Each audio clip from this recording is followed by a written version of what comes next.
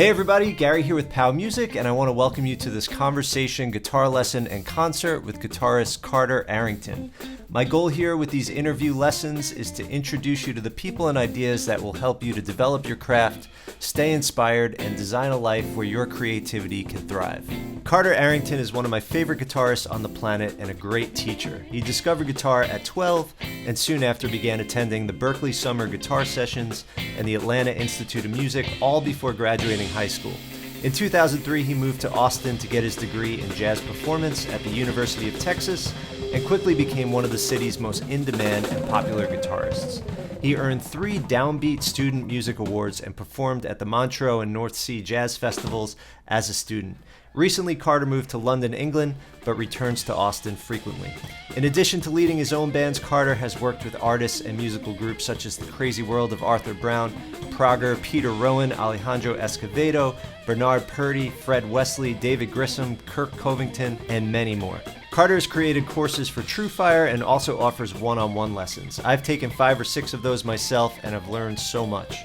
In this conversation and guitar lesson, we discuss topics such as combining influences and styles, finding your people and being part of a musical community, practicing creatively, jamming on one chord for extended periods of time, using band-in-a-box, backing tracks and loops, fun metronome drills for developing great time and dynamics, using different triads and arpeggios over one chord, single string playing over a drone, ear training and listening, using constraints to inspire creativity, fretboard visualization, and staying inspired. Added to the video will be footage of a live performance that Carter did just hours after the interview with his trio, featuring Adam Jackson on drums and Ryan Hagler on bass at the Hi-Hat Public House in Austin, Texas. If you're watching on YouTube, check the video description for video chapters so you can replay your favorite parts or skip ahead. Also, in this video, Carter and I are both using handmade Forshagi guitars. Chris Forshagi is a luthier here in Austin, Texas, and makes wonderful instruments,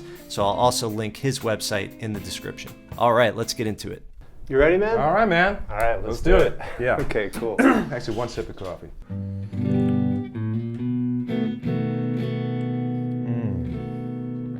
I guess I'll talk into that camera.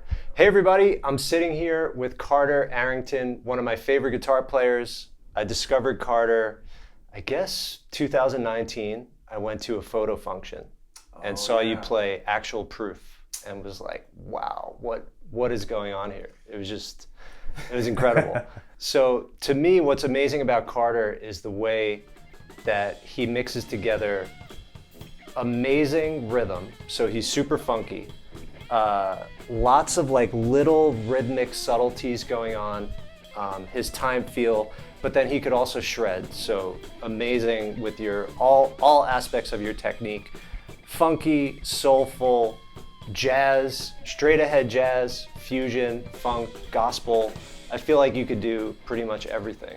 I think that was part of being in Austin. It was like, you know, you would there'd be so many different pockets of musicians in town, and just before you knew it, you'd be kind of thrown into 1 or 2 styles that you weren't familiar with, but your name would get around to people, and you'd be like, okay, maybe I can figure that out.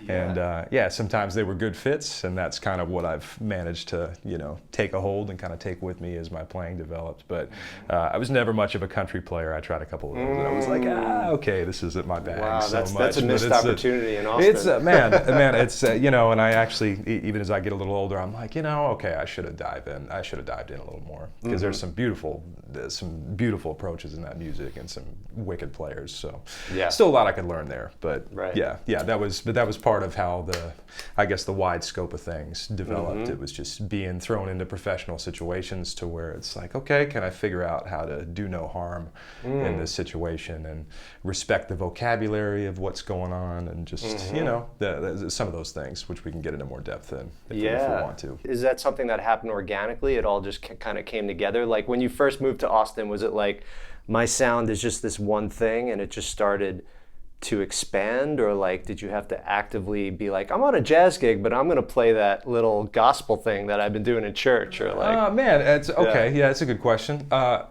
I guess what I had when I got here, because I didn't have much experience at all. So like I was a pretty studious player for a long time. I always took lessons, and I had been to a music school when I was still in high school. I'd go to high school during the day, and I'd go to this school at night when I moved to Atlanta. And I was looking for a good university, and that took a little while. And eventually I was just like, okay, they're just trying to get me to play jazz. So I'm just going to go get a jazz degree, because that's my way to play electric guitar in college. And that's right. and that was kind of it.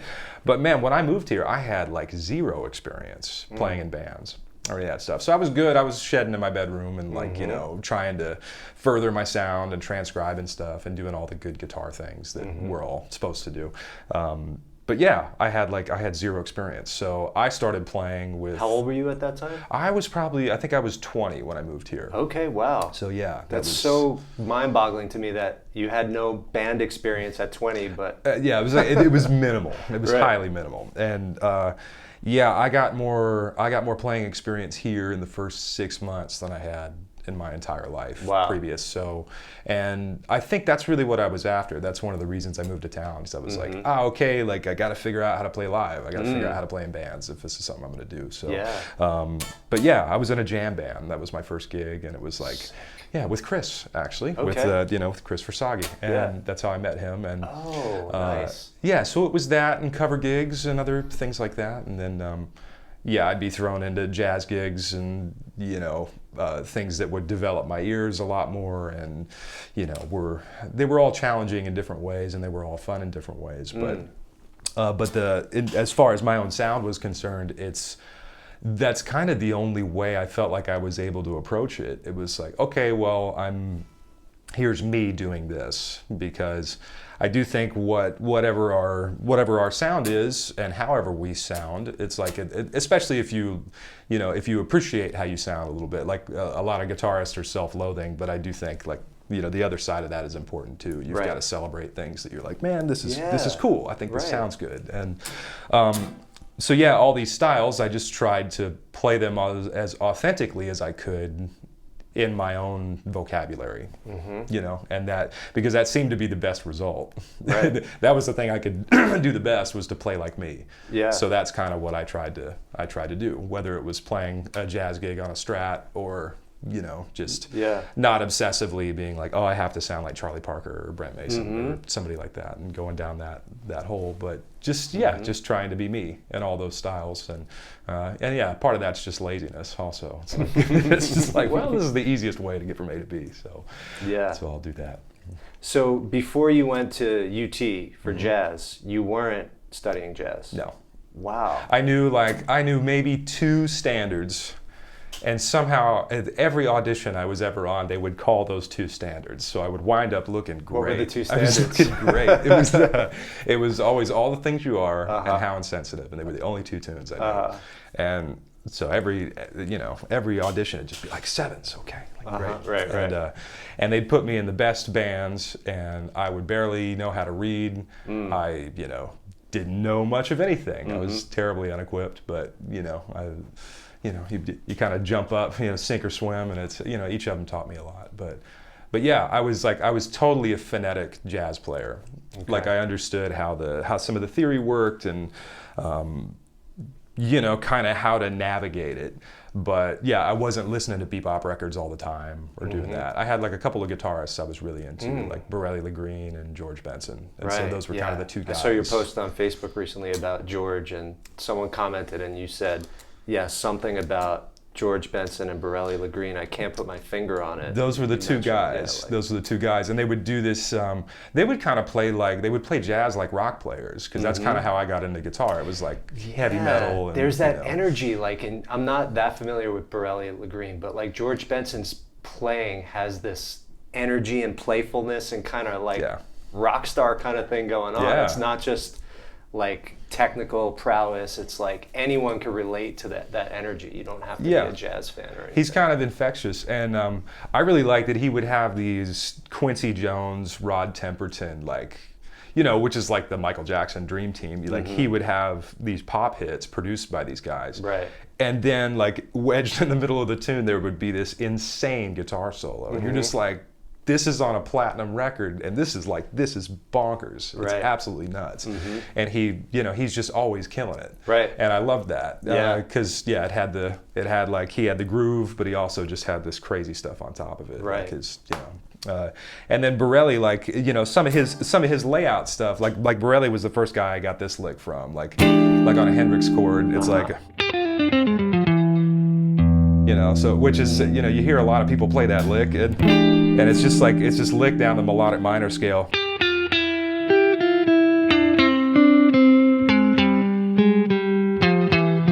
And it's just, that's it, right. And he would just burn down that thing, and I'd just be like, awesome. And I was just like, oh man, that's how a rock player would do it. Right. That makes total sense. Yeah. And like the swing thing didn't make any sense to me for the longest time. Wow. And it was a funny thing too, because like as an improviser, or trying to get my improv together, one of the things that was really frustrating about jazz initially was I had no connection to it rhythmically. And as I was trying to play over tunes or, work out my fretboard or do some of those things, I was like basically trying to do two things at the same time. I was trying to like melodically improvise, which is hard enough in its own right. But then I was trying to rhythmically improvise as well in a style that was totally foreign to me. And I didn't have much skin in that game. So I would sometimes take standards. I used to use what was that program? Band in a Box? Yeah. You ever used Band in a Box? So once or twice. Band in a Box and I were like this. Nice. That worked and a they lot. just all day long. Yeah, and so like I didn't put a set of changes, or like a tune, like All the Things You Are, or blues, or whatever chords I have, but I would change the styles all the time. So I'd be like, let me do this over like a Weather Report hip hop thing. Whoa, so same progression, same structure, and suddenly a total new feel. And and it was really easy. You just go through the menu and just kind of cruise down, and they had like 2,000-3,000 different styles. So once I found feels of stuff that I was like, I can kind of get into this groove, or I can kind of do this, it made way more sense, and it helped me kind of work some things out. And as I got more comfortable with swing or certain tempos or any of that kind of stuff, then it was like, I kind of know what's happening here. I just have to do it in this feel now, instead of trying to do both things at the same time. So what was your feel before going to school for jazz? Was it a rock background? What was your initial interest with guitar? With guitar, it was all heavy metal. Like at first, heavy metal. So it was like it was Metallica and Slayer and Pantera and Megadeth and all that stuff. And then I kind of went from that into I got really into Sabbath and like started to get into like some more 60s and 70s stuff. So it was like it was like the Doors or like get a little hippie and get into that stuff. And then it kind of went like a little Guitar Hero-esque. So it was like Joe Satriani and Steve Vai, and then I got way into the Shrapnel record stuff. So it was like, Yngwie wasn't on Shrapnel, but like once I heard Yngwie or Tony McAlpine and guys like that, it was just like, whoa, okay, ferocious technical guitar playing, which like Dimebag Darrell or somebody like that, they're already pretty much, he's right up there, just where you'd hear these solos and they would just be insane. But, then I heard Greg Howe one day, and I was at a music store in Atlanta and hanging out with a guy there, and he was like, "Oh man, you gotta hear this guy, and like here's the record." And I was like, "Okay, I'll check it out." I'm like 15, and like I remember going into it was a Blockbuster Music, right? And Blockbuster Music, for those of you that don't know, I think we're the same age. I'm 40. How old are you? 40. I don't remember Blockbuster Music. It was like, so we had them in Virginia. Okay. I'm not sure where you grew up. I was in New York. Okay, but it was essentially a CD store. And I feel sorry for everybody that worked there, because like they had this thing to where you could grab any CD and you'd take it to a listening station, and they'd get a little knife out, and they'd unwrap the CD, and you could listen to the CD. Try before you buy. Essentially. So I sat there and I was like, okay, Greg Howe introspection. Let me check this out. And literally, I remember sitting down and just hearing it, and the opening lick on that record was just like, it just blew the back of my head off. Yeah. I was just like, oh my God, this is insane. Wow. And he was like a really technical guitar player that was, it was sassy, man. He had so much rhythm behind what he was doing. And he kind of swung everything, even though he was a shredder. And so he just had this feel that was like incredible. It was absolutely insane. So he kind of changed me a few clicks to the left or right at that point. Right. And then I got into like George Benson. I was listening to Parliament. Okay. I started getting into like, like funk is cool. Right. Like, There was this groove thing going on. Absolutely. From there. Yeah. And yeah, man. So Benson kind of was then a bridge, because then you went to school, but you had been checking out Benson before you got into jazz Benson school. was totally the bridge guy. Right. Absolutely. Okay. Yeah, because like he was just as technical as the rock guys, and it had this like, this presence to it. Yeah. And so it was a natural kind of bridging and clean thing. too. And clean, man. So you'd sit there, you've been like hearing like all this stuff, and then you're like, nah, that sounds pretty awesome actually. This other thing. And so man, then it went from like, it was like Wayne Krantz and Scott Henderson. I think when I was in the music school thing, that was awesome. Yeah, there was a guy that was like, he was really, really good. And he was like, I was like, oh man, okay, I gotta, hope one day I can play like this guy Derek McCoy. And those were two records he was listening to. It was Wayne Krantz's 2 Drink Minimum and Birelli Lagrene Standards. And so he burned me 2 copies of those. And I had a little transcriber box that I would sit down and feed a CD player into it and sample stuff down. And man, I just sat there. I was grinding out as much as I could. You were transcribing note for note, solos and things. And man, I was terrible at it at first. It was just literally like, it was like, it's like dink, okay. Like 10 on string 2, just tabbing it out, doing whatever I could. And it was really slow at first, but I got way into that music, big time. Awesome. And is transcribing something that you've been doing all along your journey? Is that something you do a lot of? Man, not initially. I think how I was initially learning was stuff in guitar lessons, but the main thing I really did, the stuff I was listening to a lot. So 2 things would kind of happen. One would be, I would like be in school, like in junior high or high school, and just kind of like spacing out during class, and I would like... You're like singing a solo in your head.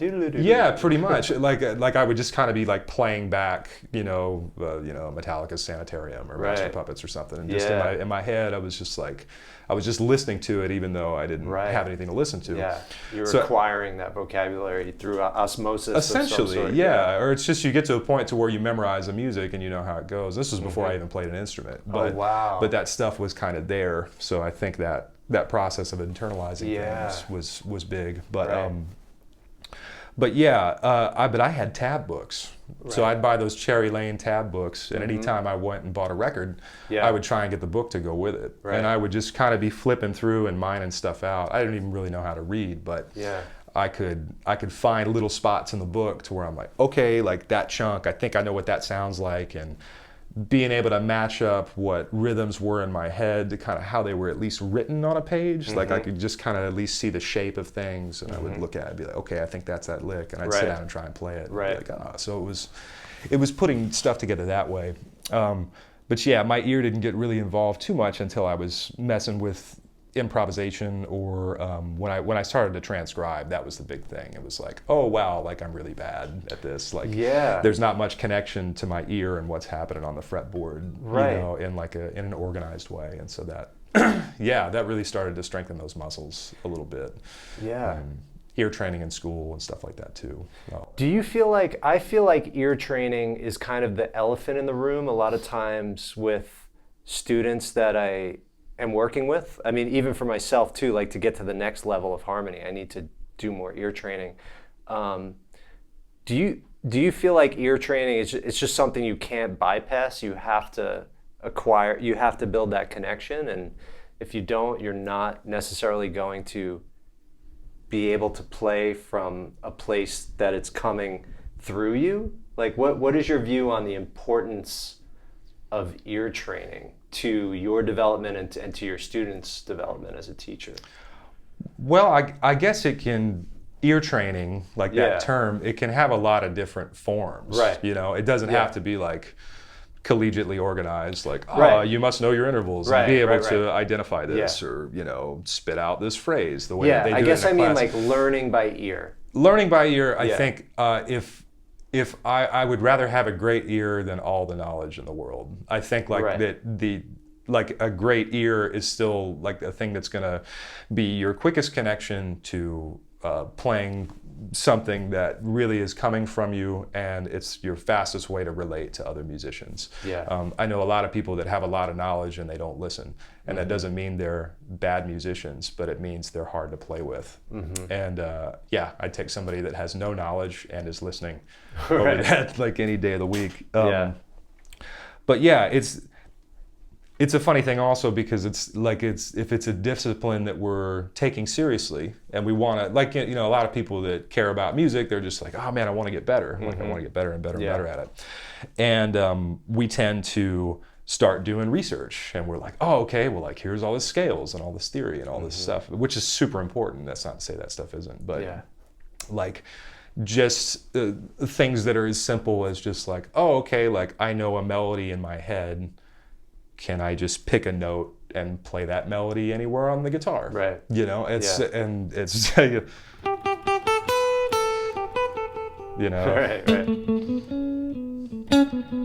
And it's funny. I've had students that are, and myself too. I'll pick a weird melody, and I'm just like, wow, man, I can't do this. Like, I'm really bad at it.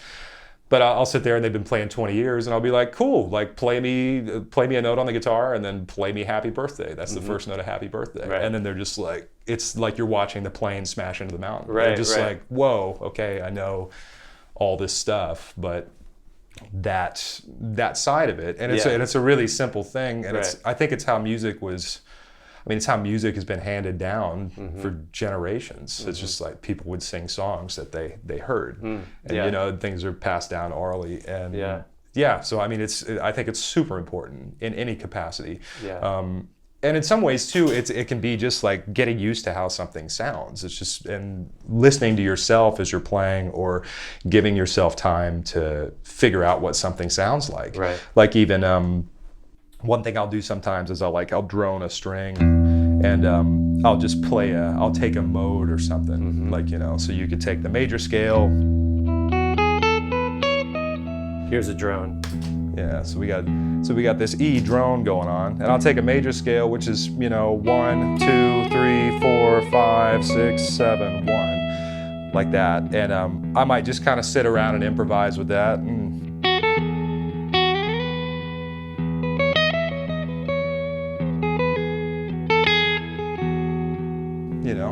And then I might take another mode. What's another mode, Gary? Dorian mode. Dorian. Okay, so Dorian's built 1, 2, flat 3, 4, 5, 6, flat 7, 1. And I might just like say, okay, well, let me check out Dorian.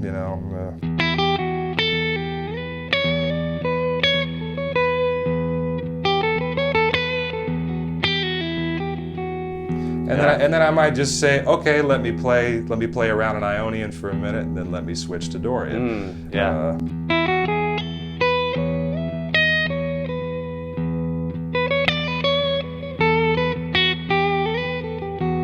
Very nice. And just by doing it on one string, it's like I'm actually listening to how it sounds. Yeah. And most people, when you talk about modes, all they're thinking about is patterns. Right. You aren't thinking about... or relative modes, which isn't going to necessarily elucidate the intervals of the actual mode. Yeah. And like when I learned modes, like nobody was like, hey, this goes over this chord.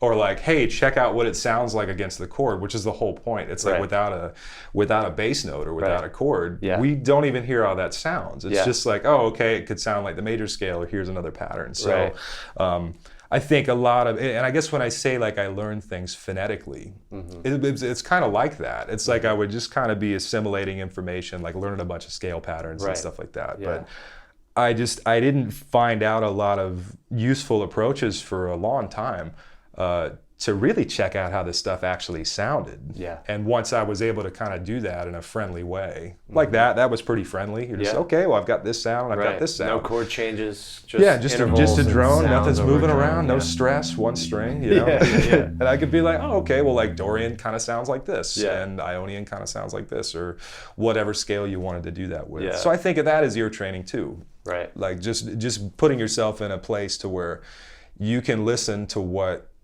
things are actually sound like, and that sounds obvious, but it's it can be kind of confusing because I think there's also a lot of information these days about. It's got to be pretty overwhelming in some ways to try and learn the instrument now, just because it's like it feels like you're walking into a Walmart and you're just like, wow, okay, like I have like man, I just want to buy one tube of toothpaste, and there's just like here's 9,000 different brands of toothpaste. You're like, I just want to learn this one thing. How do I How do we like turn the choices down a little bit and get to something like that? And that shiny new thing syndrome, like, no, not this video, next lesson, next this, next that. Well, that's useful, but it's got to be. There's got to be more. There's got to be more stuff. The listening thing, I think, like it makes it really personal. There's something unique about being like, oh, okay, like can I hear that and can I connect my hands to my brain or my heart, depending on where you're listening from. And yeah, man, that was a really powerful thing. Yeah. And it just, the more I kind of strengthened that muscle, I think the more a lot of other things started to make sense. It made them simpler. I also realized in some cases of frustration, I was trying to play stuff that I couldn't hear. Right. You know? And I think we all kind of fall into that too, is we're trying to like, oh, okay, I want to get better, I want to get better. Yeah. And you're messing with stuff and I'm just like, man, I really don't even know what this sounds like. Right. And it never really feels like it connects. Right. You know? And so if you can slow it down enough to be like, oh yeah, okay, here's kind of how this sounds, or I like this note going to this note, then it's like you're able to have a little bit more skill. Yeah, or could I sing that note that I think I'm trying to target, right? That's like, a big one. Yeah. Let's take a short break from the conversation to hear Carter and his trio play the Herbie Hancock tune, Butterfly.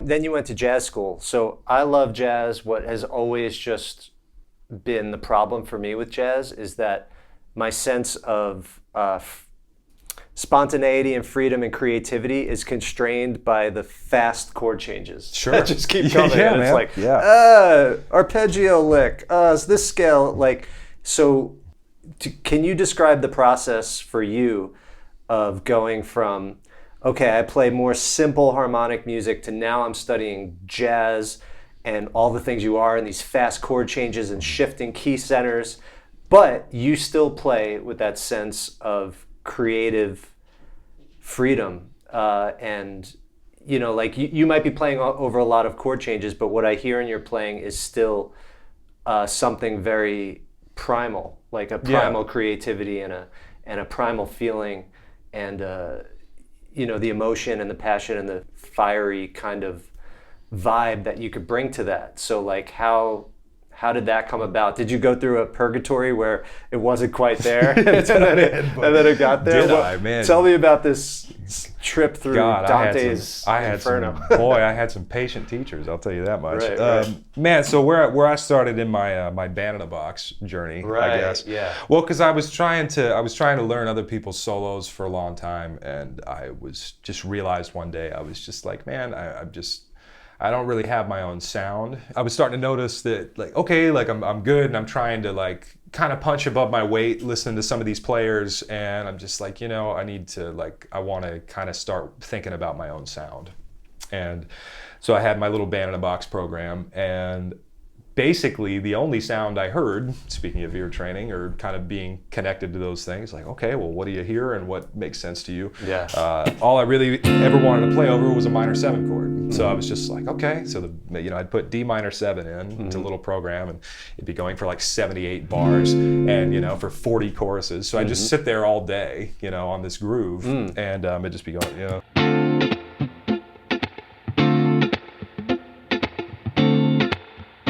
You know, just something like that, and man, all I really heard was the Dorian scale or the minor pentatonic.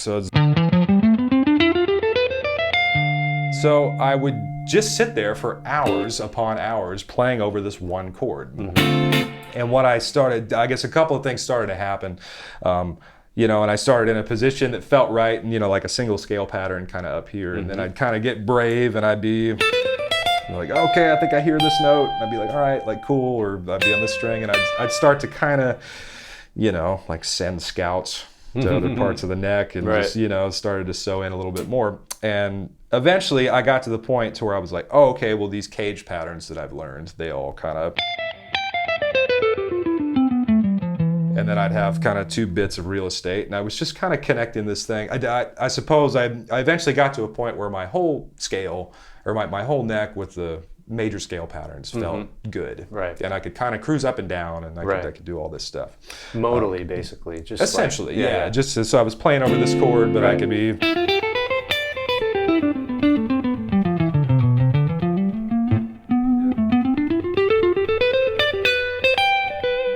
And I would just always sit down, and still this was the only sound I really heard. It's just all I wanted to listen to, and it was the only scale that made sense. Right. And so every time I would sit down, I would try and kind of unearth different ways to just like, okay, well, how to make this sound different, or how do I make this sound interesting? And little did I know what I was really working out for all those years was a lot of rhythmic ideas and a lot of phrasing. And so that was kind of what was happening behind the scenes. Okay, and, which was a really powerful thing. Right. But I did get into finding a concept to where when I started to work with arpeggios, like so, I'd be playing over this chord, and I'd say, okay, well, here's a D minor 7 arpeggio.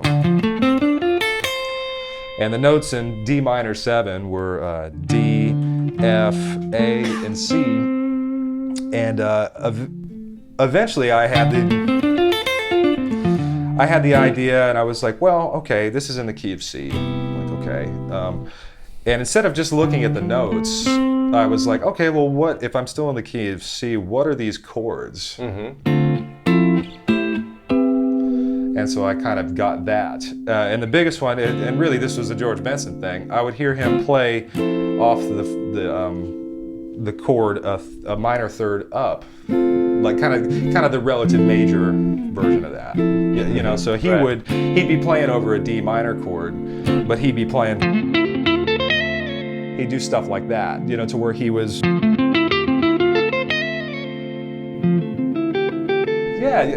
kind of that thing. And so then I kind of discovered, I was like, oh man, well, like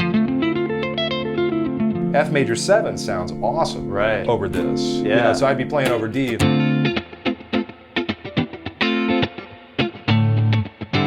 And I'd start kind of,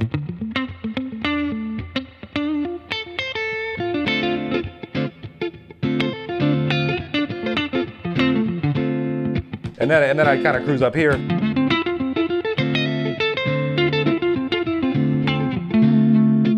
I was like, okay, like that sounds like that's cool. That sounds a little jazzy, and that's the thing. Yeah. And I was like, well, okay, that's a note that's in the scale or that's in the chord. Right. And I just kind of looked at the relative chord of the key. Right. So then I did it on the next one, which was A minor. On the D. On the D, yeah.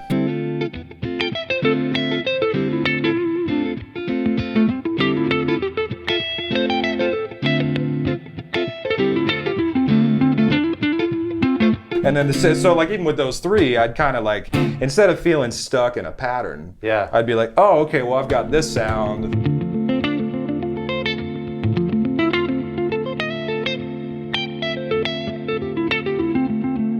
So they were kind of three different shapes that I could use. Yeah. And so then, which essentially I think of as like, okay, I just kind of like started exploding the major scale. Right. I was like, wow, there's a lot of stuff in here. So basically off each note of that initial triad, you got the D minor, you got the F major, and then the A minor. And then the A minor. And you could do the extensions of the... Yeah, same. So like here, if we play the D minor 7, we get 4 chord tones. Right. You know, 1, flat 3, 5, and 7. Yeah. And with this chord, we're still thinking of D as the center of the universe. Right. So this gives me flat 3, 5, flat 7, 9. So we went from 4 chord tones to 3 chord tones and an extension. Right. Then if you go to A minor, you get 2 chord tones and 2 extensions. Right. If you go to C, you get 1 chord tone, the flat 7, and 3 extensions. Yeah. So all of a sudden you just have this, it's just highlighting notes that are in the Dorian scale. Yeah. But it's framing them in a way that makes them sound different. Awesome. And now this as an approach is something you heard in your ear in George Benson's playing? Yeah, I would hear him do the stuff off the third,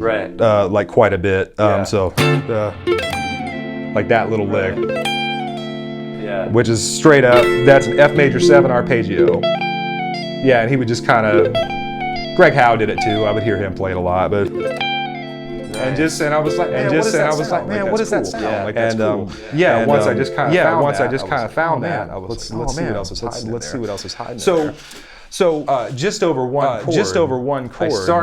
I started basically superimposing. Yeah. So I'm sitting there playing over D minor 7, thinking about it. Not just like, oh, okay, everything's in D Dorian. Okay, everything's in D Dorian. So off the bat, you have this freedom to kind of just shift the shape and shift the... Exactly. Yeah. And playing changes. And once it came to playing chord changes, the process was really similar. Except now the harmony was changing. Right. So it's like I was at least used to shifting things that were related to each other. Yeah. But now it's like when you're playing over this chord and then this chord. Right. You know, and I mean this is a chord change you can kind of float around with a little bit. You know, you can kind of play the same scale over both and it sounds pretty good. But if it's a chord change like this, something like that, like you're not going to be able to get away with blanketing things. So I did like a F minor 7 to E major 7. Right. Okay. So I can't kind of be like I can sit here and play like F minor pentatonic, which is what most of us would do, and just check out how it sounds when the chord changes. Right. So and just play some kind of groove. That note's not bad.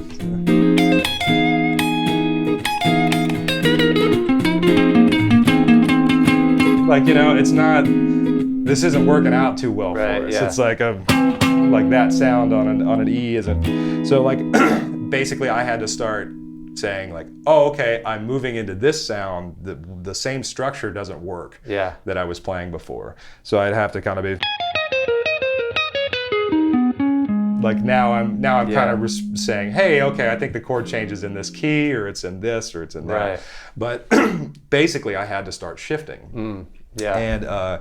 And it took me a long time to figure this out, but in jazz, the chords are moving by so fast, and even if they're related, you know, like in All the Things You Are, all these chords, we've got the 6 and the 2 and then the 5 and then the 1, so all of that's working together in the key of A flat. Mm-hmm. There's the 4 chord, but then we change to the key of C. Right.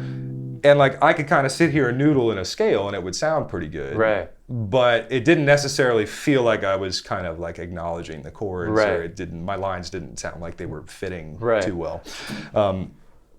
And I actually found that the best process for me to do was to take 2 totally unrelated chords and start getting used to the point where you have to change. And the simplest way I think to do this is to take one chord shape, and it could be any kind of sound that you want, and just move it up a fret or down a fret. So let's say we're sitting here in a bar and we go, okay.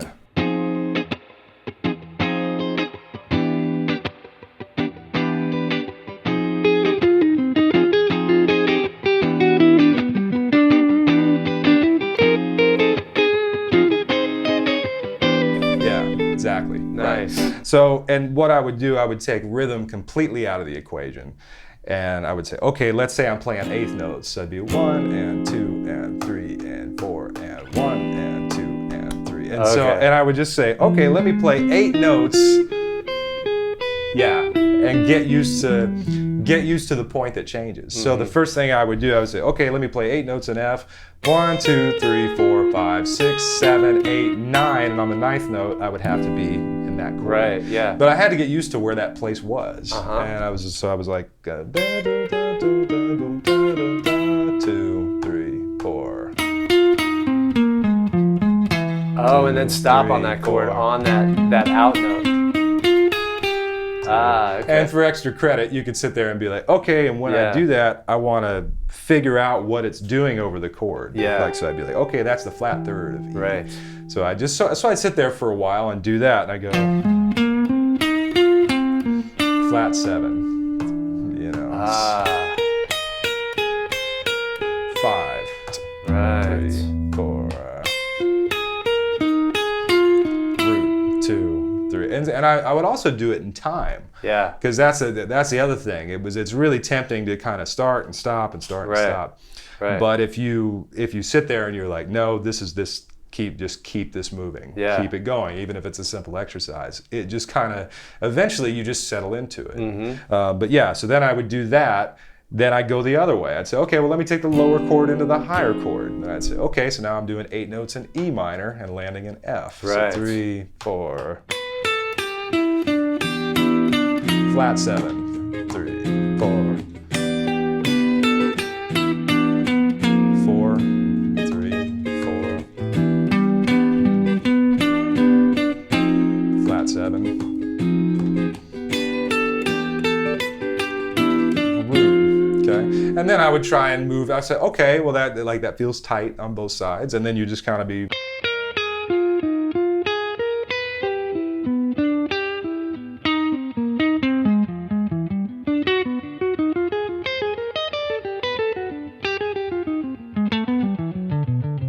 You know, but it's essentially that same exercise. It's like, okay, can I just shift these 2 shapes around? What did you do there? It was a little more creative with your note choices. Yeah, I kept going through both chords. I basically did Dorian instead of the arpeggio. Oh, okay. So Right.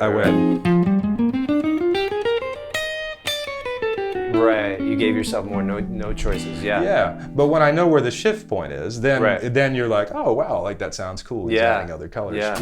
But that can work for any 2 chords. Yeah.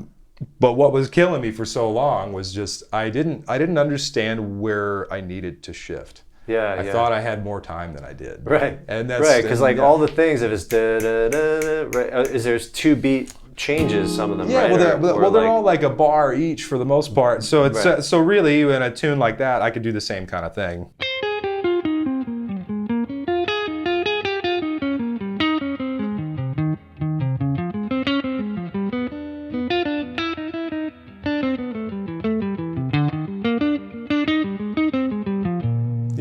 So on and so forth, but I'm doing kind of this 1, 2, 3, 4, 5, 6, 7, 8. That's 8 notes in this sound, and then this chord. Well,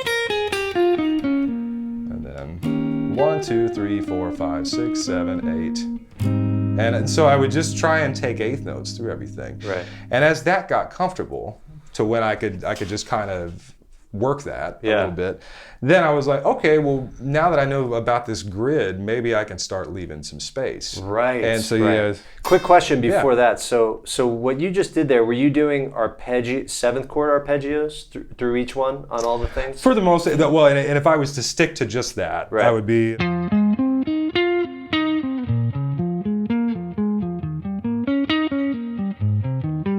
So that would be straight seventh arpeggios. There's a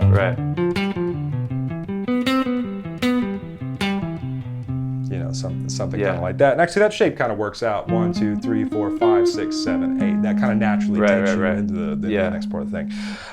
In the case of the E, said like little licks like that. Little chromatic lines and enclosures and stuff. Really, all I'm doing, I'm just buying time. That's it. I'm just trying to get to 8 notes before I fill the thing. So I'm going 1, 2, 3, 4, 5, 6, 7, 8. So you're just connecting things with chromaticism or whatever. And then I'm trying to land here. I'm just looking at, okay, where's that ninth note going to hit? Where do I want it to hit? So once you do that, then you can kind of be.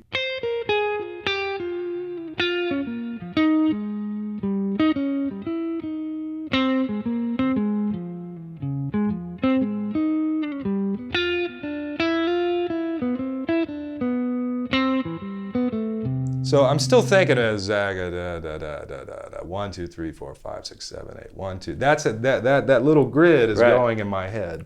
Whether I'm playing everything or not.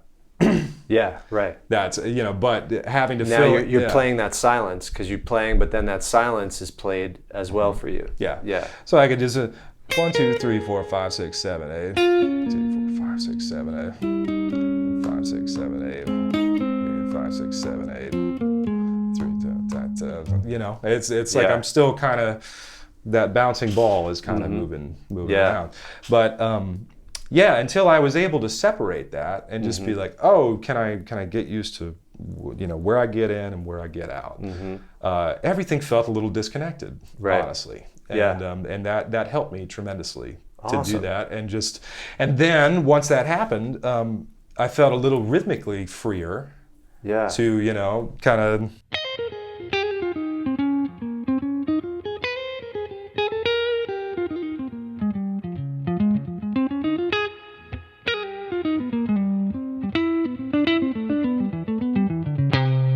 Because I knew where stuff was, I was like, oh, okay, I've got to get in, I've got to get out. What I loved about what you just did, so up until that moment, you were moving the voicings to other parts of the guitar, but there you kept them all in one position. And you can definitely do that. So these are the two approaches, right? Move a position around or move a pattern around or stay in one position. Yeah.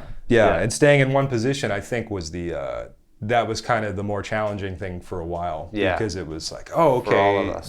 Just because it, not only was it like, okay, how well do you see your fretboard? Or, it's like, can you see all the possibilities on your fretboard, but in one spot as the keys are changing? And it was hard. You got that whole chromatic scale right there. It's all right there. 2 octaves or whatever. It's all right there, man. And, and like another thing with the playing changes deal is like, just to take something really simple, and it doesn't have to be jazz and it can be any style of music, but if you had like a really simple little groove that's just kind of hokey, but let's say you're on these 3 strings and you do a G chord to a D chord.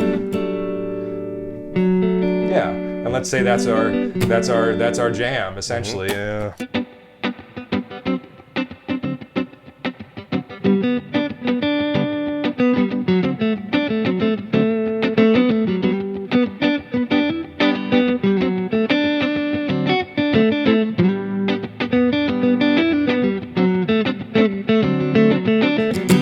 Great. So you aren't thinking about scales. No, I was just looking at those 3 notes you gave me, and I was like, oh, okay, 3 notes, cool. I could focus on the rhythm then. And if I was just looking at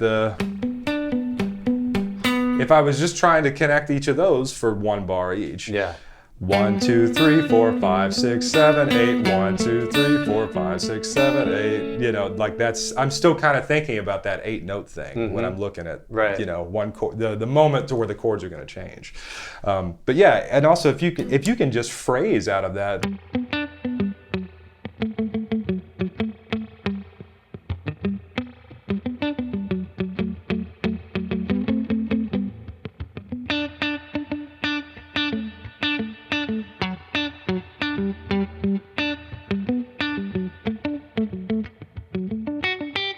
Yeah. And then if we start breaking out of that area a little bit, yeah, like once we add a string, right? And it's like, whoa! Yeah, you're just like, man, that feels like something. And that's kind of a phrasing thing right there too. It's like, okay, well, can I sit and grind with one thing for a while, or like in one area, and then can I slowly start opening things up? You know, even like a pentatonic scale or something. If you were, you know,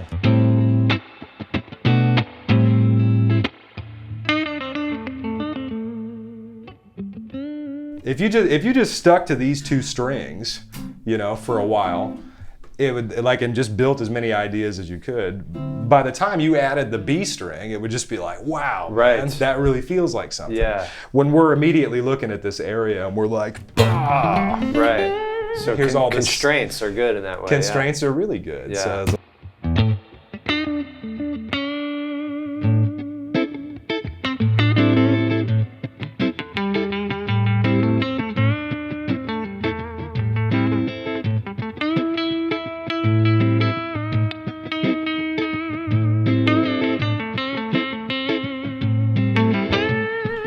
like, you know, by the time I hit something higher, you're just like, oh, cool, okay, that feels like it's going somewhere. Yeah. But the fact that I waited until, you know, oops, sorry about that. Oh, Gary's popular. Spam. Oh, there we go. Yeah. For the wrong reasons. But like, yeah, the fact that I was sitting there as we were grooving, it was like, okay, 1, 2, 3, 4.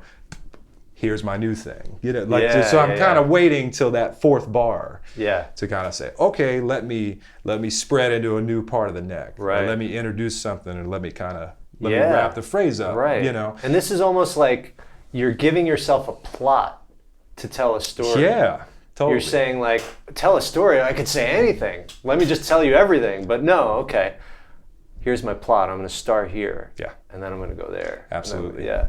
So and it's intention. And it's a really simple plot. You're just like, oh, okay, like stay here for 3 bars, and then you can start stretching out for the 4th one. But it really helps with the blank canvas thing. You just sit there and, you know, because I have days like anybody where you just like, you're like, okay, I got to play something that's terrifying, and you're looking at the blank canvas, or the tune is hard, or the tempo is difficult, and just little things like this, just me saying, okay, so you don't get overwhelmed with the whole neck at once, you know. Right. Can you just stick with this small thing for a while? Do you ever do that on the bandstand? Are you ever like, all right, I'm just gonna start right in this little like all the time. Okay, big cool. time. Yeah. So like if you know, and sometimes I'll just do like a 2-note thing. Right. And this can be a fun rhythmic approach. But like I'll do a 2-note thing just to see if I can connect with the drummer. As I said, so if you're, you know,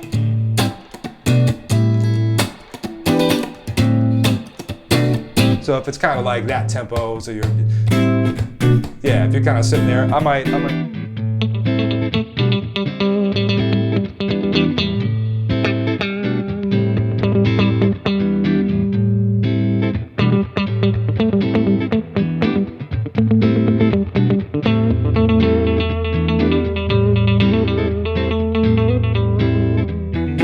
I might start stretching out from there, but it's like if I'm just,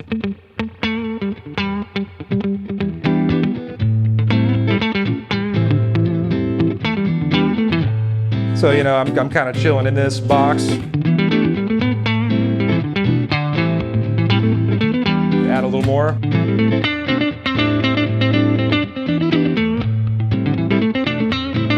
Another string.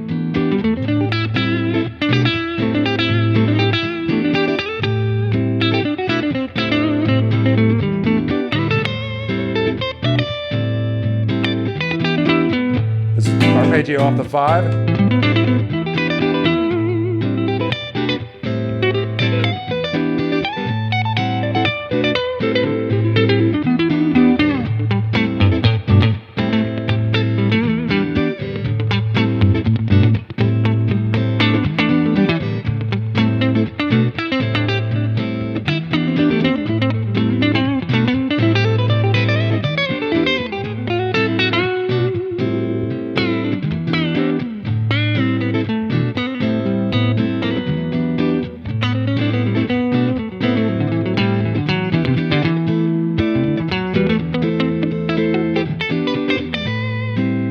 Awesome, man. So yeah, just kind of building things from just that little like, okay, can I make, I use the Rumpelstiltskin analogy. It's just like, okay, can I spin straw into gold? Can I take like a tiny little area and make music out of it? Just like you were doing with the 2 triad shapes. It's just like, oh man, okay, can I stick to this and make an idea? Right.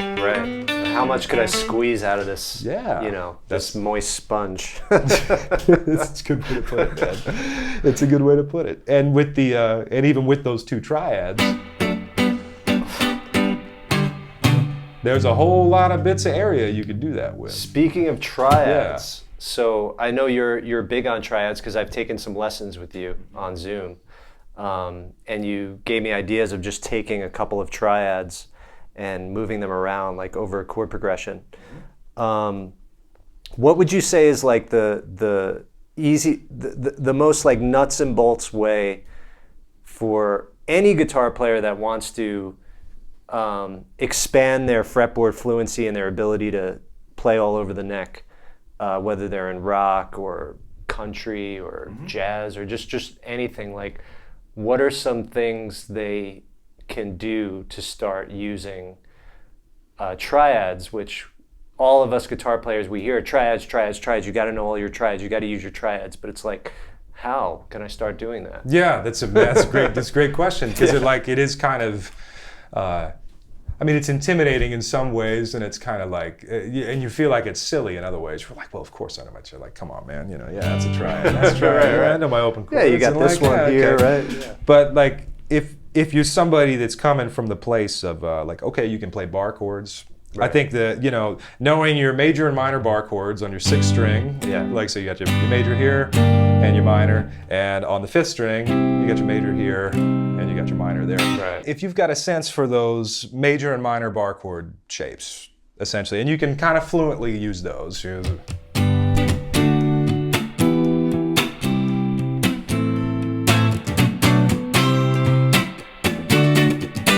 If you can kind of get around on those a little bit, and they feel good, which, because like in most kind of playing situations, that's some of what the guitar is going to be doing, right? Kind of hammering it out.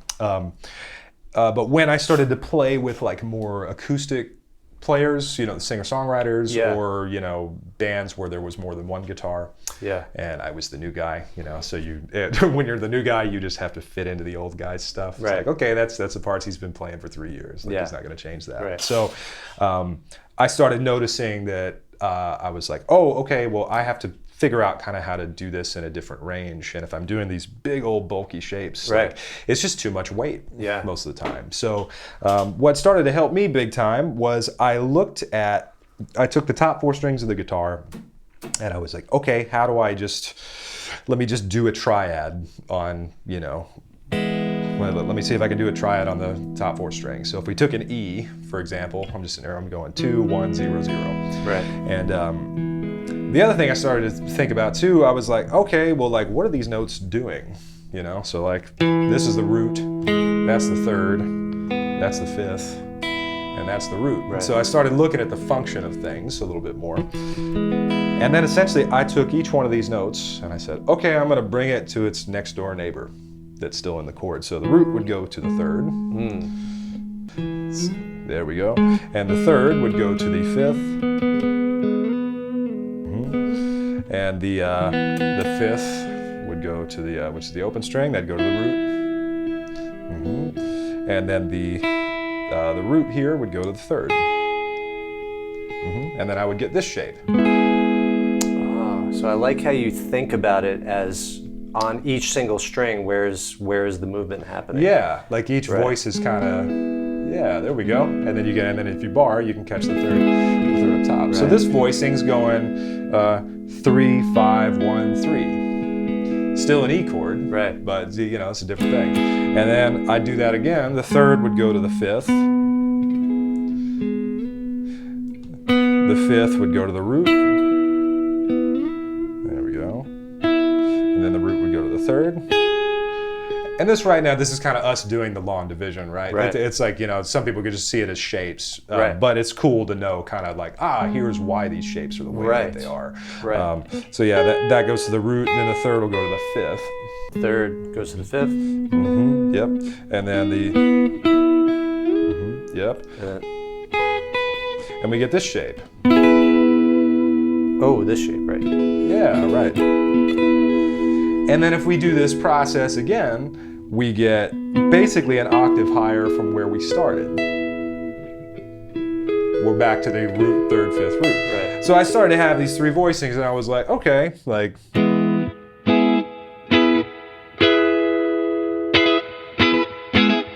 It sounds like the end of the classical piece or something. Yeah.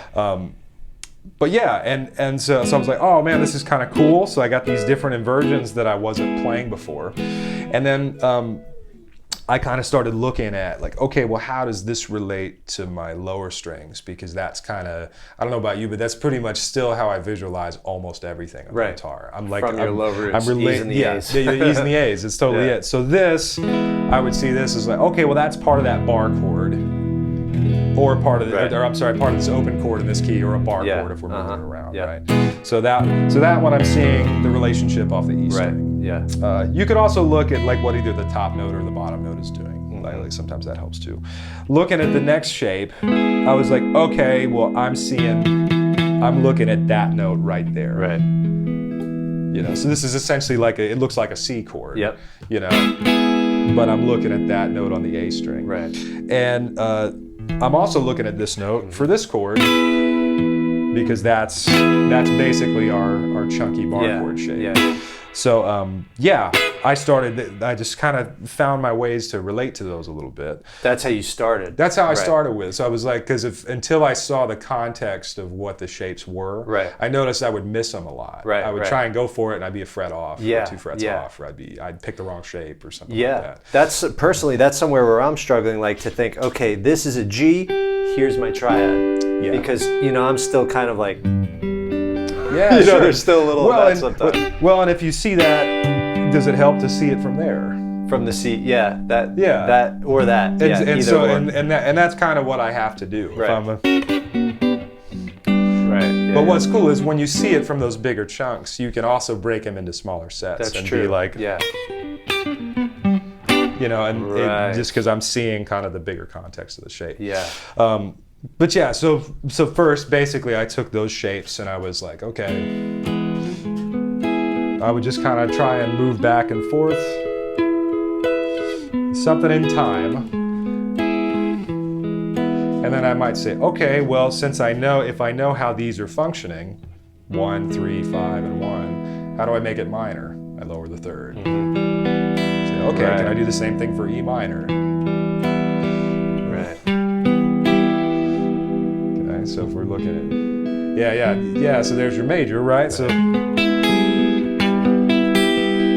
exactly.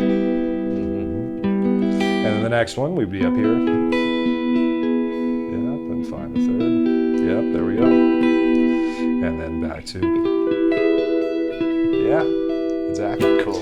So I started to have major and minor shapes, and I was like, okay, like this is cool. And, but I noticed I was still a little slow at it. So then I tried to take that through a few different keys. I would just run the major stuff through a few different keys. So let's say I maybe did F. So I'd go, okay. We'll do E since we're on E. So you go, okay, here's all my E voicings. Just up and down. And I might say, okay, well, can I do it in the key of A?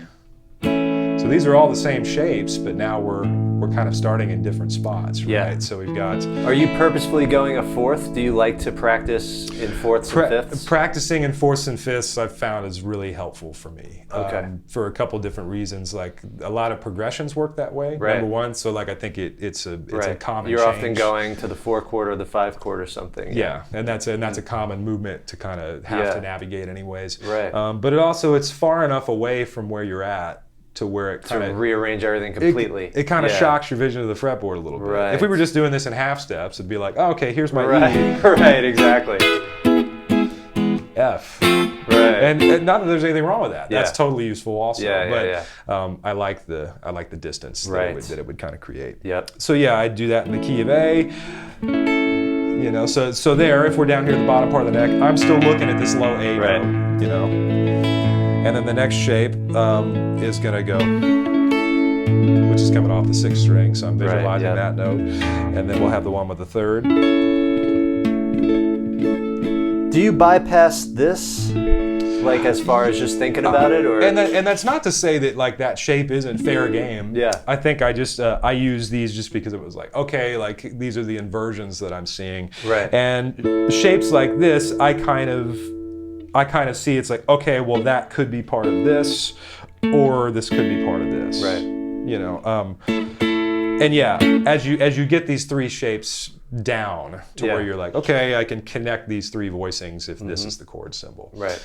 Then yeah, you do start to discover, you're like, well, I could also, you start to see little moves to connect them, or you realize, hey, well, that's a triad shape too. Right. Or like, you find things in between that you could also visualize. Sure. But these were just kind of the three pillars that made me go like, okay, I think I can hold on to that, and that's useful. Yeah, gotcha. But yeah, so I would do it in A, or then maybe D. But I just got to where I could move them around a little bit. And then what started to be kind of fun later on was I was like, ooh, okay, and this is kind of slowly getting back to where we started, which is like, okay, you're playing in a band with an acoustic guitar player who's playing all open voicings, and you can't just like, you don't want to be doing the same thing that they are. So if we had a progression, give me a progression, Gary. Let's take a progression. Let's go 6-4-1-5. 6-4-1-5. Okay. You pick the key. Let's do it in C. That's fine. Okay. So we're going to start with so that's 6-4-1-5, right? Yep. Yeah. So we got.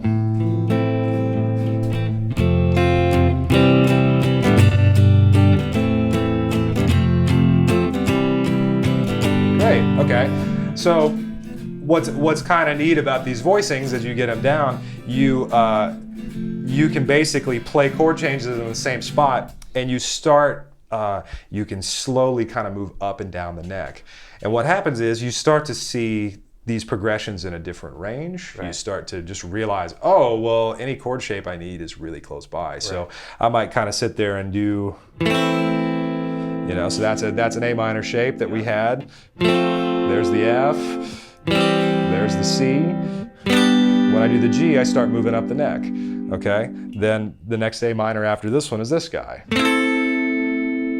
F, C, G.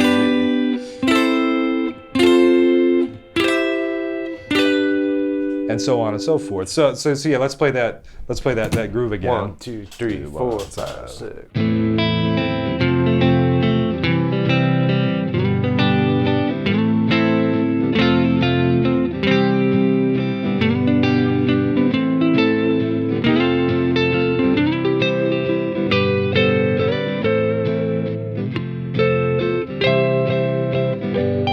So, I can kind of just sit up here and be in a different range than the other people are. So. And you just keep moving your way up, and just keep playing it 4 times. Keep playing it 4 times, and I'm just and you can connect them any way you want. This is just how I'm connecting them now, and I'm trying to just consistently keep it the same way. Right. So I've got the A minor. I change one note to catch the F, right, and then I can either stay where I'm at and catch the C, and then move up on the G, or I can move up on the C. That sounds a little more triumphant, so let's say I do that. So I'm like, okay. I like how you made an aesthetic decision there. Yeah. It's not just random. Yeah, so you got the A minor, the F, the C, then the G, then the next one, A minor. And now I'm going to move up on the C because it's triumphant. Ooh, I like that voice leading. Yeah, and so and the C is always going to kind of move down to the G, right? So we get this.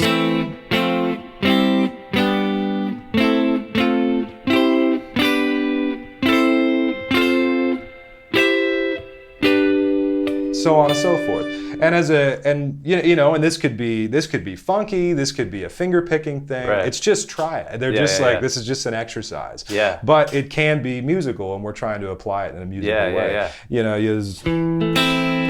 You could do it with a part like that. Let's say.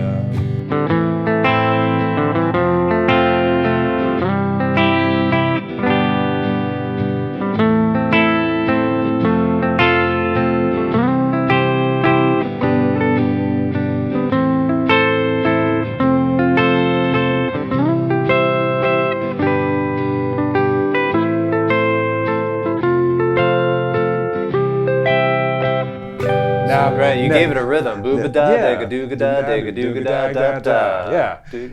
And I mean, that's something too, like whether you're working on scales, whether Right. you're improvising, whether you're working on voicings. Yeah. Just like one of the best things that I eventually realized, and it took years, it was just make every exercise musical. Make it musical. It doesn't matter if you're playing a scale Right. and you're going, oh, you know, it's just like, okay, this is horrible. It's just kind of like,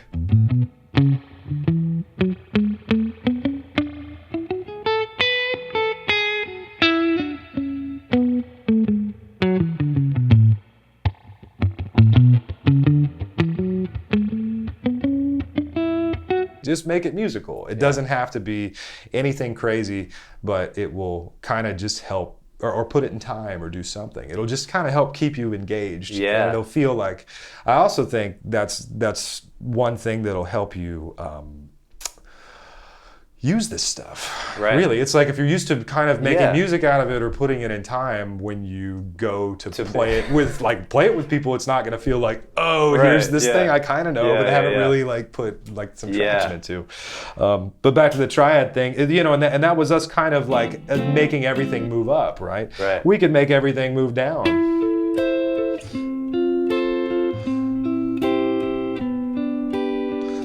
Or maybe make this, actually what might be smoother is to make the first one move up and then shift down. You know, so I'm Yeah. up here at the A minor, So you F.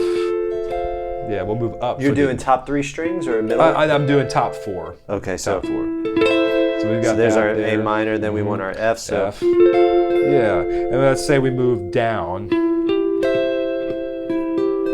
Yeah, and then the G. and then from the C, then we're gonna go to we'll move back. Yeah. the right. So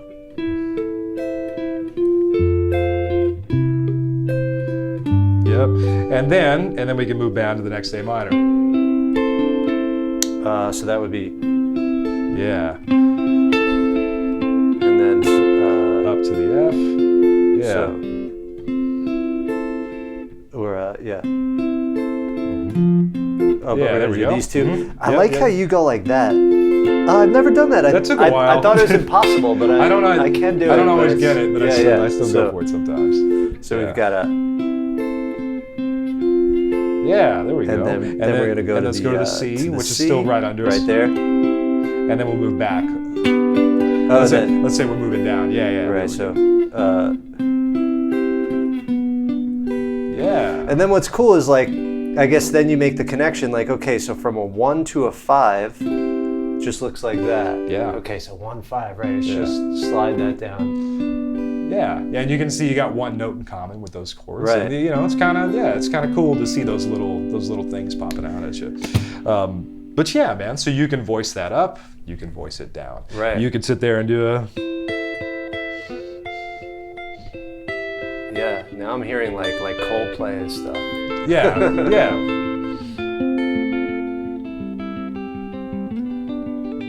And that's without adding anything else. So you get, and you could add fills and stuff, and you can just. But it was a way to where once I started doing this with triads, and then I started doing it with other chords, and Right. realized I'm like, hey man, this is pretty cool. Yeah. I started just comping in or thinking about accompaniment in. Like, I guess before it was kind of two-dimensional. I was like, oh, okay, here's the chord. How many voicings of this chord do I know? And it's like, okay, and like that's what I would choose to play. Right. Which isn't bad. Right. Like you just, I see that symbol, I know this chord shape. Yeah. Boom. Here's what I'm That's gonna it. use. Yeah, This yeah, is my tool, hammer. Like, damn. Right. And but then it was just like, oh, well, like the question became, well, what part of the neck do I want to be in? And that was a completely different thing. I was Right. like, well, okay, like I can play it anywhere now. So do I want to be up high? Do I want to be in the middle? Do I want to do this or do that? And yeah, and then there were plenty of approaches soloing too. Like you can use all this melodically as well as harmonically. So, Melodically. yeah, melodically. So for let's say we were in E. Say you were playing on an E minor, and you know a pair of triads that sounds pretty cool on that is D to E minor. Okay, so because if we look at kind of how that stuff works together, so like E minor is the 1, 3, and the 5 of the chord, right? So we've got that. Or actually, I like the ones you did better. So that's the 1, 3, and 5 in a chord. And if I'm still thinking about an E bass note, it already sounds like an 80s like ballad. But this gives me flat Tom 7, Cruise visions 9, in my and, head. yeah, this gives me flat 7, 9, and 11, which is kind of cool. So sick. like, Yeah. so Hell yeah. yeah, right. That kind of sound, and yeah, we've.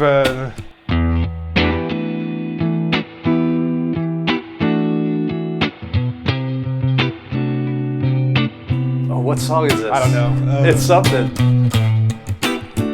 Oh, yeah. So you're recontextualizing those two triads based on your root motion. Whatever your bass note is. Yeah. But just on the E minor, that's a cool sound. Right. Like we'll hear it in the dubia. And this kind of goes back to the Benson concept. It's absolutely. But you're using something as simple as just major and minor triads. Major and minor triads, and they're right next door to each other. Right. Which is kind of friendly. Yeah. So, with that concept that we just went through, I could say like, okay, well, here's a D, and here's an E minor. Here's a D, here's an E minor. Here's a D, and here's an E minor. So we could kind of. Can I stay on this E minor while you do that? Or maybe. Yeah, something a little lower. 2, 3, 4.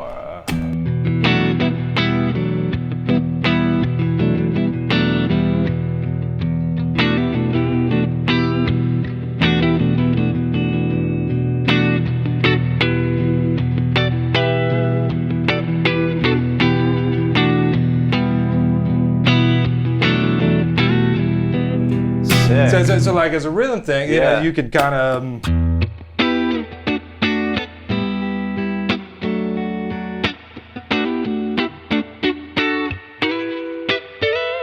You can just find little lines and stuff. Because you're getting half notes and half steps and whole steps because of the triads. Half steps and whole steps. And man, and what's crazy, like how many notes are these total? It's 6 notes, right? So that's the scale is 7 notes. So you have 85% of the scale just between those two sounds. Yeah, it's a concept and a sound, but it's so inclusive of way more than just what you're thinking of it as. Yeah, big time. But then as like a soloist, you could kind of. Yeah. Like so yeah, you got E minor, D, E minor, D, E minor, D.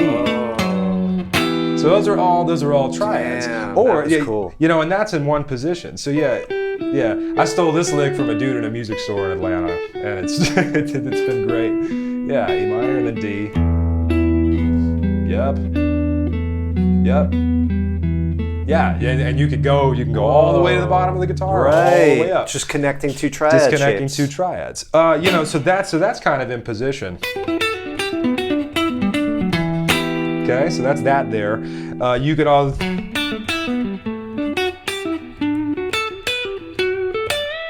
You could also just kind of use it. You could kind of use it on a 3 or 2 string highway. Right. 3 or 2 string highway like that. Yeah. So however you want to arrange these notes, it's okay, and every fingering will be useful. Right. In some way, shape, or form. But yeah, like those, there's so much you can do with them. But yeah, just kind of voicing things this way started to just really open up a lot of stuff. Awesome. Essentially, Very cool. But yeah, if you ever take 2 triads in a scale, if you pick them next to each other, you're getting 6 out of the 7 notes of the scale. Ah, good rule of thumb. Like so, like another popular one too is if you're like. If you're playing on a major chord, you want to get that triumphant kind of Lydian thing. So like if we were in C, you could do C to D, and then C to. It sounds like Timmy's on his bike. Yeah. Oh, you can do it, kid. So that was just C, D, C, D, C, D, just going straight up. C, D, C, yeah. So love it. Oh, sorry, whoops.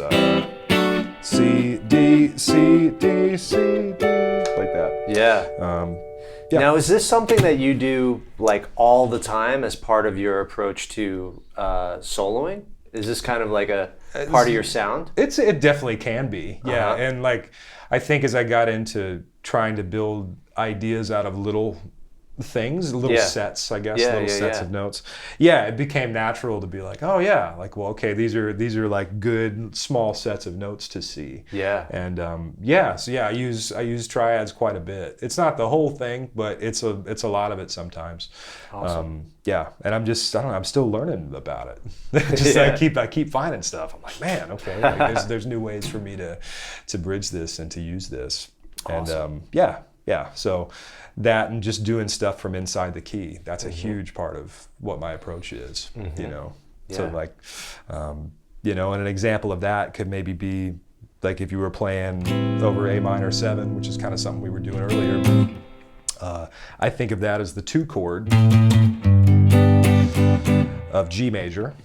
So if I took all the triads in the key of G major. Now you mentioned Dorian a lot. Do you just by default think Dorian on all minor chords? That's a good question. I think Dorian was the first scale I became really like obsessed with. And so it's really easy for me to see on the guitar. So that's kind of, I'm just like, I tend to relate a lot of things to it. Yeah. And when I do that doesn't, you know, just because I'm thinking of Dorian doesn't mean that I'm saying, hey, here's where the strong notes are every time. So I'm doing it as like, hey, here's the pattern of notes that are going to work. You know, that doesn't necessarily mean the strong notes of Dorian or the strong notes that I'm going to play. But it shows me where my playground is on the guitar. Sure. It's a sound that I'm extremely comfortable with and just, you know, able to kind of feel like I can run around in it. Yeah. When I chatted with Peter, I took Peter Maz's a couple of his workout arpeggio classes, and he talked about just Dorian being the default on any minor, even if it's a 6 chord. Like default being that major 6 being the part of that sound. Yeah. Well, and actually, like as I've played longer and longer, what I tend to do now, I just take the 6 out quite often. So instead of whether it's a 2 chord or a 6 chord, I notice a lot of the lines I'll play was.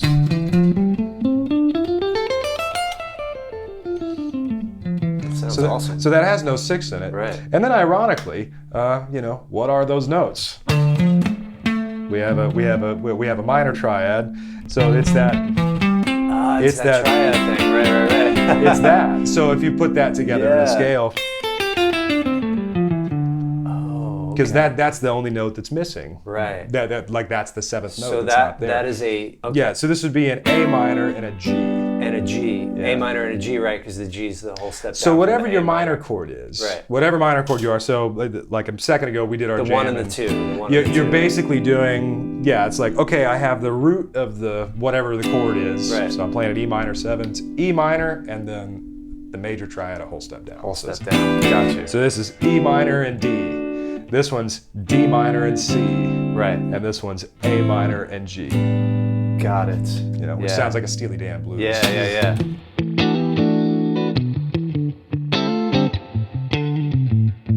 You know, just has that kind of sound. So many players I love are into Steely Dan. I've never gotten into like Isaiah Sharkey's obsessed with Steely Dan. Is it? Okay, He talks about them all the time. I can see that.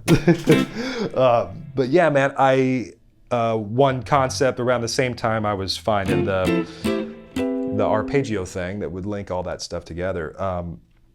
I was jamming on A Dorian one day, and I just had my little A bass note, and I was like, okay, cool. And then I started thinking about all the chords in the key, and I was like, oh, okay, like you know, so all the triads in G, like how they would work, you know, we'd have G major's the 1 chord, A minor's the 2 chord, B minor's the 3, C's the 4, D's the 5, E minor's the 6, F sharp diminished is the 7, and G minor or G's the 1 again, right? I would put them over an A bass note just to see what it sounded like, because I was kind of jamming, you know.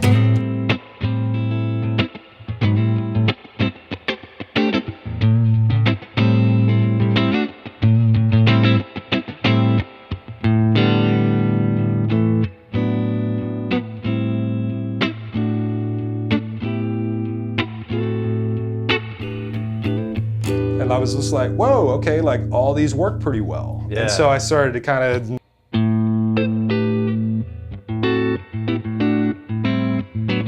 know, so I'd be like in a jam band or something and just like, you're like, okay, it's like this chord for like, you know, 10 minutes. Right. And you're like, how do I keep this interesting? And so I started to draw on these other shapes to kind of, so I'd be like, you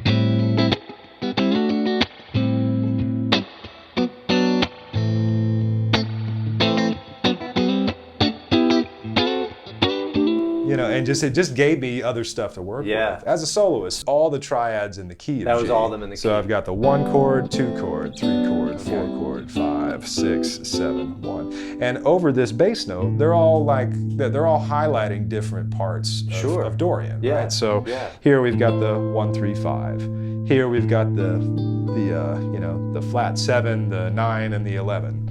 So in a sense, you can basically play off any triad in the key just to highlight different notes, you know?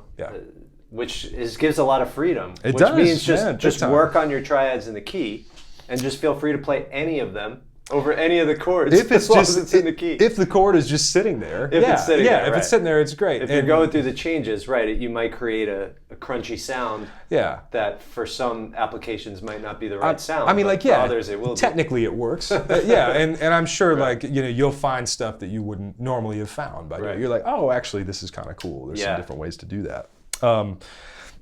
And so just kind of realizing how much is there from the key is pretty amazing. And then I also had the thought to be like, oh, well, okay, well, your open G string is in there, right? So like that's in the key of G.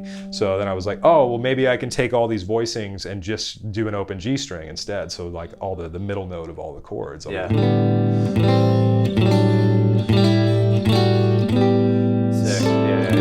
Right. Or the open B string.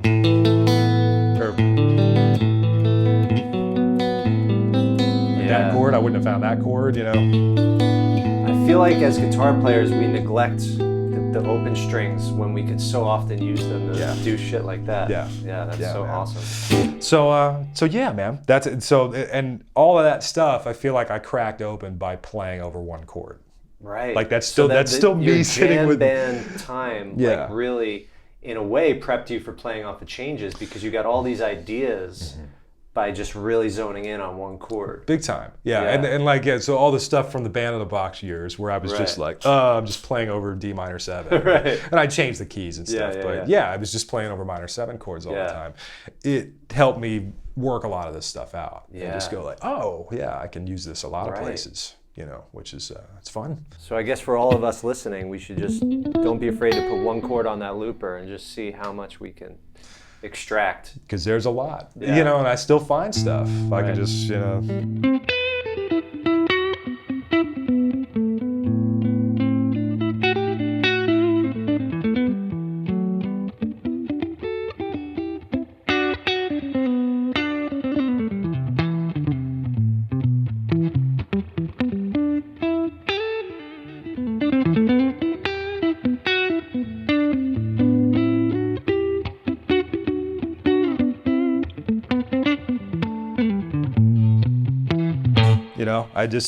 I'm still finding stuff. So I got to interrupt you because any of us that just heard that, like, your groove is so strong, and I just want to dance. I'm just hearing, I'm hearing like a full band, and you're not even like hitting the downbeats. I just hear them, and the dynamics is so strong. So even when you're playing a stream of 8th notes, you're accenting notes that create a sense of syncopation. And so is there anything you could share with us to help develop either our dynamics or our sense of our time feel and our sense of rhythm and pulse and syncopation? I'm throwing 10 things at you.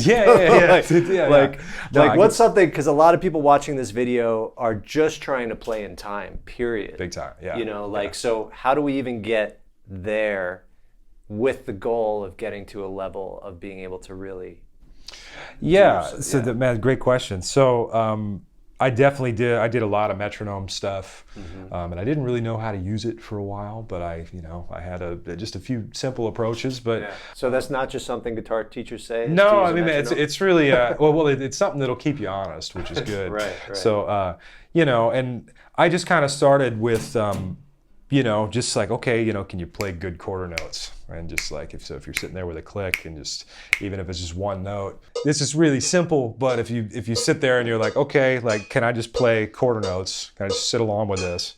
2, 4. And when you feel like you're getting settled, just see if you could move on to eighths, which are going to be 2 notes in the space of this. So I'm going 1, 2, 3, 4, 1. So this is me essentially jumping up to the next grid.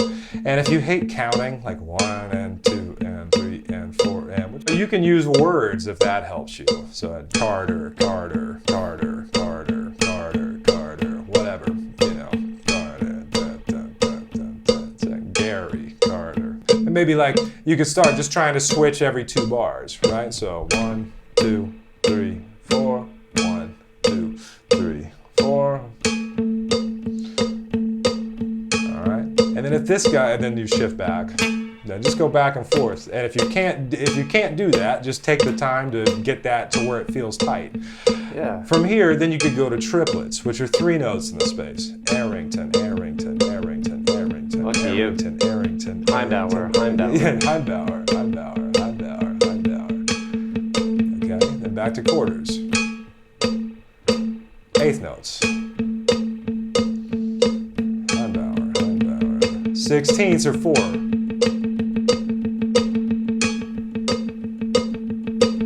Okay, so let's hit stop on that for a second. So then from here, you can kind of start doing a couple different things.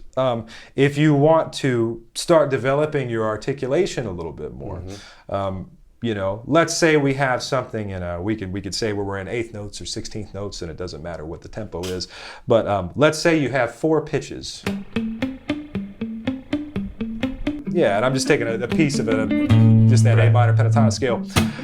In whatever pace you're comfortable with, it could be, doom, doom, doom, doom, doom. And we could just, and these could be these are pretty much 8th notes where we were a second ago.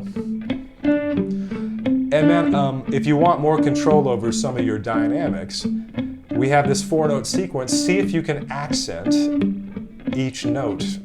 As a standalone thing. So if I just was trying to accent the first note, by accent I mean play it harder. Right. Got got, and this kind of creates that little rhythmic mountain you're talking about. And I think of this as topography. I think of it kind of like, okay, what's the shape of your line, or kind of how's this attacking? Right. So if I was to do that so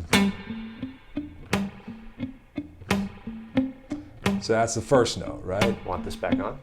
Nah, that's all right. We'll do it in a second. Then if I did the second note,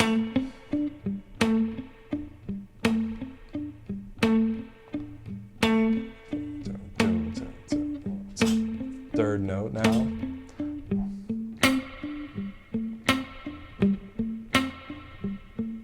Like already, just that has a feel. Just like to that. it. That's got a feel. Fourth note. You gave it like a, yeah. Oops, I missed it.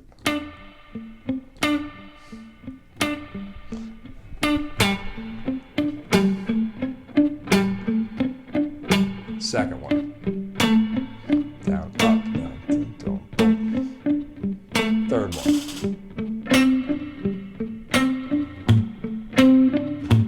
Fourth one.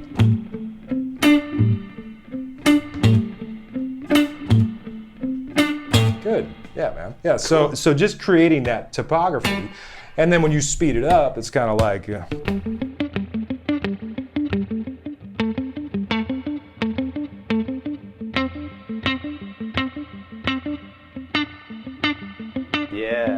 So, and just being in control of that. Yeah. Basically, that's part of what does it. And even my old teacher Dave, when he was showing me scales and stuff like that, we'd be running sequences and stuff like that. We'd be doing something in 4s, like, and he would always have me accent the downbeat. So, one.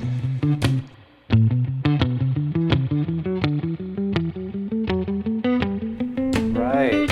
I think that's something often neglected because we're usually like, yeah. And when everything everything sounds even, the same, and as if that's a virtue, everything Yeah. very even. It is sometimes, but yeah. If you want more of that, like, oh, okay, where's more rhythm? It's like, yeah, okay, you can, and I mean, you can, and the harder thing to do is to make other things quieter too. I mean, that's right. like, I just experienced that. I was like, why doesn't my accent stand out like Carter's accent? Yeah, I noticed palm muting's a huge part of what you do, but I noticed that your palm isn't necessarily stuck. It's as if you can still move your hand a little. Yeah, so your hand's still moving. Yeah, in some ways it's kind of good just going like this. I feel like I'm turning it on and off as the lines kind of happen. You're the first guy to ever ask about that, actually. But yeah, there's times where I'll kind of like, I feel like my hand opens up a little bit to where I'm not, I'm not kind of doing that. But yeah, when things are getting funky, or when I'm trying to make them funky, I'm definitely You're trying lightly touching, but you still have movement there. Yeah. So it'll definitely float a little bit. But yeah, so with accents, that's a great place to start if you don't normally do that. Now if you were kind of thinking about this stuff to work on your time, so we've got this click at 90, and let's say I'm doing something like I could be accessing those 3 grids or playing a groove or whatever. I'll do it with the grid stuff first. So we had quarters, eighths, triplets, 16ths. So on tempo, this program that we've got going, it has a luxurious feature to where you're able to remove beats. Right. Okay. So on the tempo thing, this clicks at 90 right now. Right. So if let's go ahead and take out the 2nd and 4th beat. So this is essentially going to be like us having, and actually go ahead and take them out completely. There we go. Okay, so essentially we just cut this tempo in half. Right. So we're really playing this at 45 right now. Right. So let's say I'm going to do the same thing though. So I'm going to 1, 2, 3, 4, quarter, quarter, quarter, quarter, 8th note, triplet, 16th.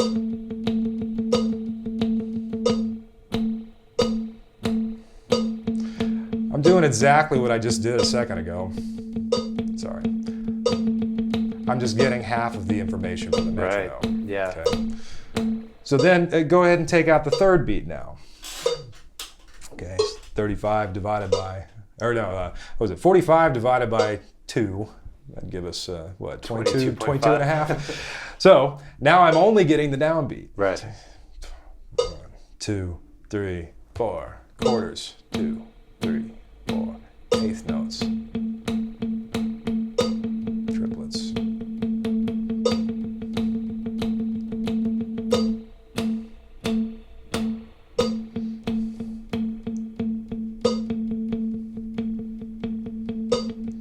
Okay, or you can That do was this. impressive. You can do this. That you were right on that.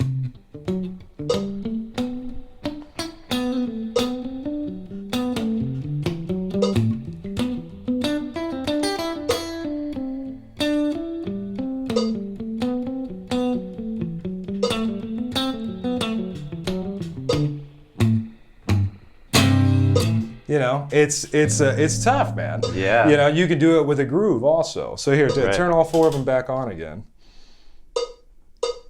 Okay. So let's say I had a little groove like.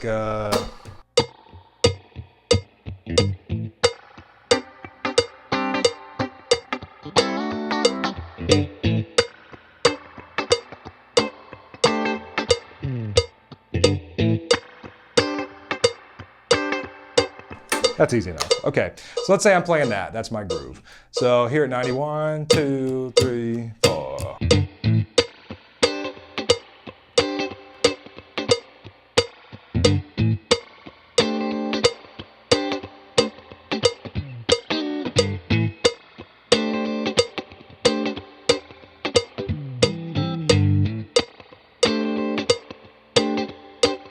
That's what the click gives me every beat, right? Go ahead and take out 2 and 4. Or really, you can take out any 2 beats of your choice. It doesn't matter. 1, 2, ready, go.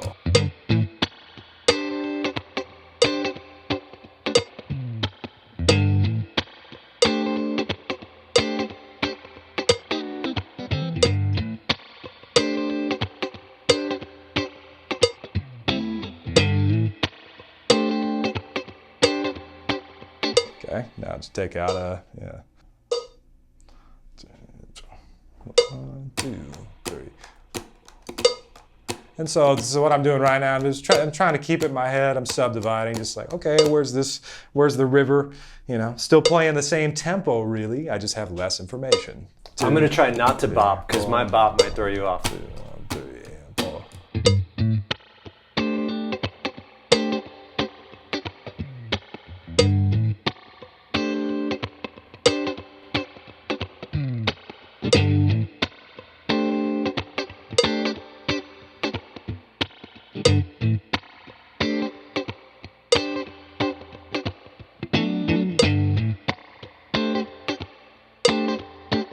So right now, since it's at 90 and we're getting 1 beat, it's kind of like, and also on these deeper tempos like this, or these less information, I'm paying attention to like, okay, where are my landmarks? Right. So like, I get a little cue on that. Right. And actually, is that even on the down? Yeah. No.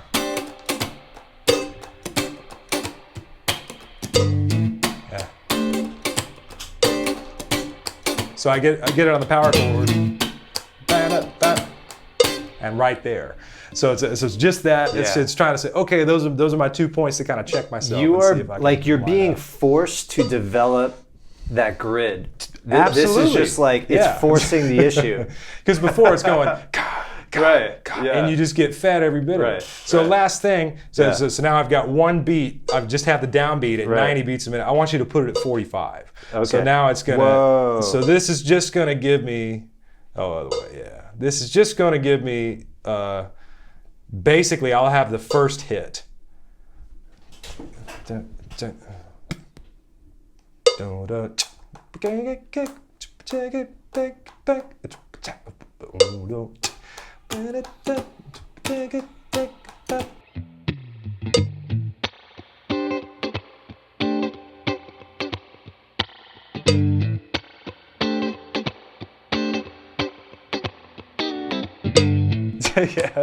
yeah, right. So, but it's still the same tempo.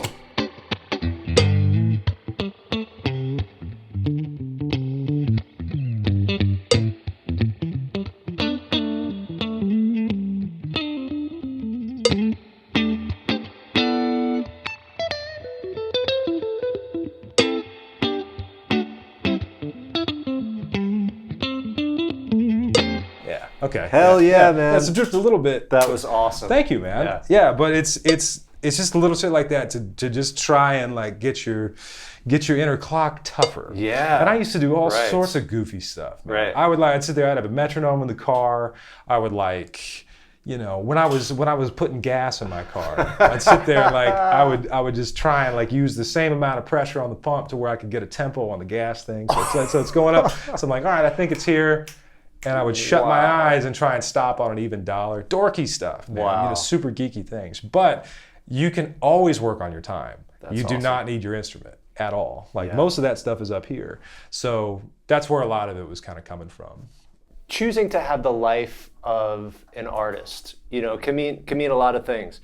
It can mean a daily habit. You don't necessarily have to be a professional. It's just that you choose to create on a daily basis, or you choose to make your life one dedicated to the arts, in your case, music and guitar. I'm curious about, first of all, how you came to make that choice, if it was a choice, and what have been some of the trials and tribulations along the way, and what does that look like for you now, having an established career and also being an adult with, I think you have a family, you have kids and different kinds of responsibilities. So I'm curious of how that journey to being an artist full time kind of evolved through your life and some steps along the way, if you could talk about that. Yeah, man, I think it was something that just kind of organically happened, and I don't think I don't think I ever really had a big plan of what I wanted to do with the guitar. I think ever since I was a kid,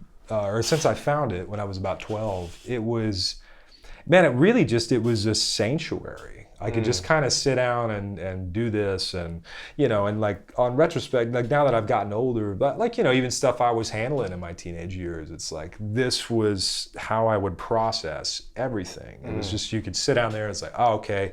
And at the time it was as simple as like, well, okay, I do that and I tend to feel better, or that's something that I like to focus on, or I'm excited about it, or I feel like I'm good at it. So you got a reward from it, sure. I guess so, yeah. But it was a conduit, or it was just a place to it. It was a good processor. Yeah. And and I think as I just kind of was just on my path to develop in it, I've just met so many cool people, and I've just had so many great experiences, and it's all like, I think the big motivator for me though still is just I'm out to learn more and try and understand the nature of music as on any level, really. It's not so much about like being super well known or having like, there's never been a huge goal. It's just been like I respect this process. I've gained a lot of peace and a lot of wisdom from this process, and I've learned a lot about myself with it. And so I'm gonna I enjoy spending as much time as I possibly can doing that, or sharing with others ways that it's become easier for me, or ways that I can help other folks do the same thing. But as certain aspects in life changes, I mean, your relationship with it changes. In some cases, you don't have, the time that you did. And I know when I had kids, that's something that definitely changed. I just didn't have the same kind of time that I did before. And I think I took a lesson with one of my favorite players, and he was, he had a daughter, and I was like, hey, like what changes when you have a kid? And he was like, you'll have about a quarter of the time that you did. but he just said it outright, and I was just like, wow. And it got me to think about that. But because of that, I found creative ways to practice away from my instrument. I found, this is part of the things that taught me things.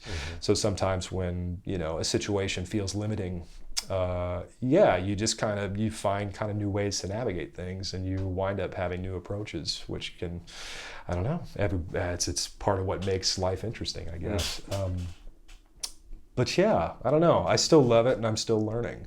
And most days it's not perfect. Some days are like, sometimes it's super stressful when there's not a lot of work, or like, the consistency can kind of ebb and flow, and that stuff can be scary. And I think everybody deals with that. But but I mean, man, when it's good, it's the best. It really is. It's like, but I feel extremely grateful and fortunate to, even have been doing this as long as I have. Right. So it's like, I'm just thinking, I'm like, man, I've really got to just explore the depths of this instrument and myself, really, ever since I was 12 years old. Yeah. And it's like, and I'm 40. And just to sit here and just be like, wow, okay, like you've really got to, do your passion for a really long time, which is great. So, that's awesome. But it's it definitely has insane moments, and, you learn how to navigate those as best you can. And it's a weird ride. Nice. What's the Buddhist quote? It's and not that guitar is a lonely. I mean, I guess guitar is kind of lonely. Like being good at music, I think requires a lot of time and space by yourself. Solitude, and the sacrifice time-wise that way. But the quote I heard that I think about often is, it's a lonely road, but a friendly one. And it's kind of like that. You're just like, oh, okay, well, like, yes, it is. It does feel like it's a very personal thing for a lot of people. And like, and a lot of artists can be sensitive, and it can, like that's, it's dicey to put yourself with vulnerability out there. But like this stuff and it is kind of lonely, but the stuff that's cool and the people and some of the opportunities, you're just like, oh wow, like that's really nice, and people are friendly, and the experiences are pretty unique. So, but I've learned a lot about other cultures through it. I've seen like universal elements that are like it's a great communicator for different cultures, and I've met. I guess living in the UK now, I've met a lot of Italians that I never would have met. There's a bunch of great musicians from Italy, and it's funny when you play the same stuff, or when you two thieves know each other on the road kind of thing. You're just like, oh man, okay, like there's instant brotherhood that can kind of happen from that, and it's I don't know. It's taken me some pretty cool places. So I'm grateful for it. That's awesome. Yeah. I know that community is one thing that's offered by school. You know, because a lot of people are like, should I go to school for music? Because I could just learn from a teacher, it's cheaper, I could just go on the bandstand. Yeah. But I read in your bio how, you know, from the time you were in high school or whatever, you went to, was it in Atlanta? You went to a Berklee program, or maybe that was before Atlanta, but then you went to UT for jazz. So do you feel like the community was something that really spurred you on because you had these like-minded people? Big time. Yeah. I think my decision to really pursue music seriously, I think I was 15 and I went to the Berklee summer guitar sessions, which was, you know, this was like 96, I think. And I had applied for a scholarship and I got it. So I thought I was hot shit. And, you know, like they gave out like 25 of them, and I was just like, wow, this kid from Wait till they see me. I know, yeah, it'd be great. I've been checking out Greg Howe. I know, and man, then I got up there, and it was just, you know, you were with 150 other guitarists in a dorm room in Boston, or you know, a building, a residential building in Boston, and I was just like, man, I was home. I was just seeing all these people, and I was just like, man, these guys are as obsessed about this as I am. Right. This is awesome. This rules. And I was up for almost the whole week. Like, I barely slept. I learned so much from being around all these other guys, and just like, it was just like, man, there's a lot of community, and it was cool. And just the feeling of being around a lot of musicians just felt natural. So after that, like, I came back from that, and also I was not like the best cat there at all. Like, all these people were devastating, and I was just like, oh, like, I really didn't deserve this. But maybe I did, but after that, I started, instead of like kind of like, okay, I'll play like a half an hour to an hour a day. I was just like, okay, like, this is what we're doing, and you know, it was like, yeah, that's what I did. I played all day as much as I could, you know, and you went through that period. The Charlie Parker period. That period, man. It's like, yeah, you go from playing 30 minutes a day or an hour a day to like, okay, this is what I'm doing for the next 5 hours. And that's like, and before you know it, after a summer, you know, like that 3 months goes by where you're practicing 5 to 8 hours a day. Yeah. And then it's just like, oh shit, like, he got really good. Right. And then it's just that kind of starts continuing. But yeah, it kind of kicked me into that level of seriousness. Right. But a community definitely helped. Like, a community in every place I lived has made a difference. And I think if that stuff isn't any place I've lived and that wasn't there, I feel like that was something that was always off, you know, or that was part of what I was like, okay, I hadn't really found my people here. So like, I got to go to where my people are at. Yeah. And but you say like who you surround yourself with, that's kind of what you become. Yeah, you know, man, it's hard to. You take it as inspirational as opposed to competitive, or they're better than me. Instead, it's like, wow, these people inspire me. That's how it's been. Yeah, it really is. And in some cases, it was competitive, but it was friendly. Friendly, right? Yeah. But yeah, I mean, I've met too many great people that were just cool. So you're just like, oh, okay, why is there? Yeah. Like, having an ego is silly about this, and you know, and it's one of those things where you meet your heroes, and like, you know, you're like, wow, that guy was an asshole. That sucks. And like, and then now I don't like his music anymore because it's like now there's this weird experience, but. Most of the time, the super important ones, I'm like, that dude's just as cool as I thought he was going to be. Mm-hmm. And it really, you're just like, yeah, great. And having like some of those people that are humble, I guess, and just dedicated to the thing, rather than like, I'm amazing and you should worship me. Right. Like, there's less of that. But community is a big one, man. Community's huge. That's where I feel like the best stuff I've ever learned, I learned from my friends. Mm-hmm. And that's where I worked most of my stuff out musically. It's like us, you know, playing a $20 gig for 2 years at a metal bar that was a jazz jam. It's like, that's what was worth it in college. And I guess the thing I'll say about college is like, man, it all depends on where you go and who you're in school with. Because like, where I ended up at UT was the last school I went to, and I think I bounced around too much, kind of looking for the place that felt right. Mm-hmm. And by the time I got there, I was just like, okay, I just got to go and do it. Mm-hmm. But the class that I was in school with were just some of the most devastating players I'd ever come across. Like everybody was killer.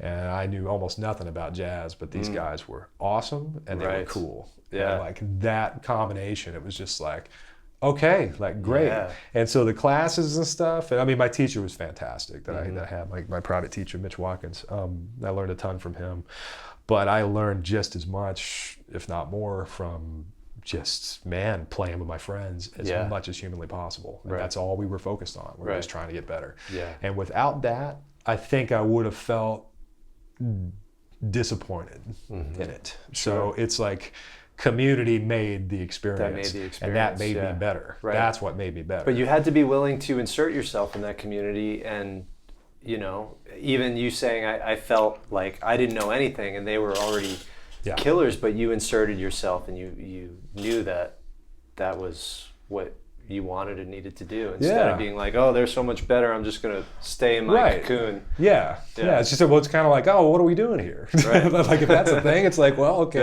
get better. Let's dive in. Yeah. But it can be freaky, but it didn't feel freaky because it had an organic progression to it. And it's, that was really the linchpin.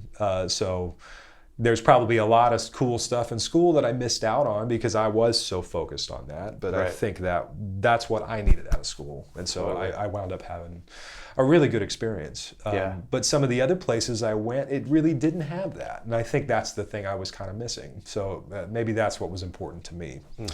So if someone's considering going, I'd say like, there's a lot of really good aspects to it.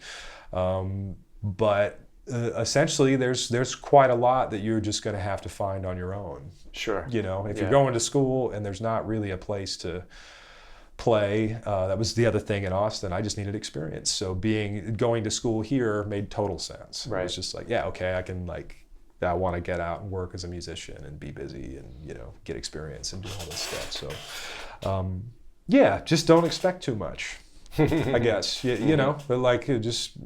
anywhere you're looking at, make sure it feels right, and look at the other people that are going there. Look at the town it's in. Does it make sense to be playing music in the middle of Montana? It's like, okay, it might not be, or that might be like, okay, you can learn all this stuff and go get the degree, but you're not going to be able to play anywhere. Or kind of get out and do some of that other stuff. So, like those things are elements that I took for granted. I think when I was just, I was just like, oh, well, like, I just happen to be in Austin. And there's all this stuff. There's all these opportunities and all these kinds of things. And if I had gone somewhere else, it would not have felt like that. So, having it be here definitely had its perks as well. Awesome, man. Yeah. Well, hey, I know you've got to get to teaching. Carter's a big teacher. He's my teacher, even though I haven't taken a lesson in a month.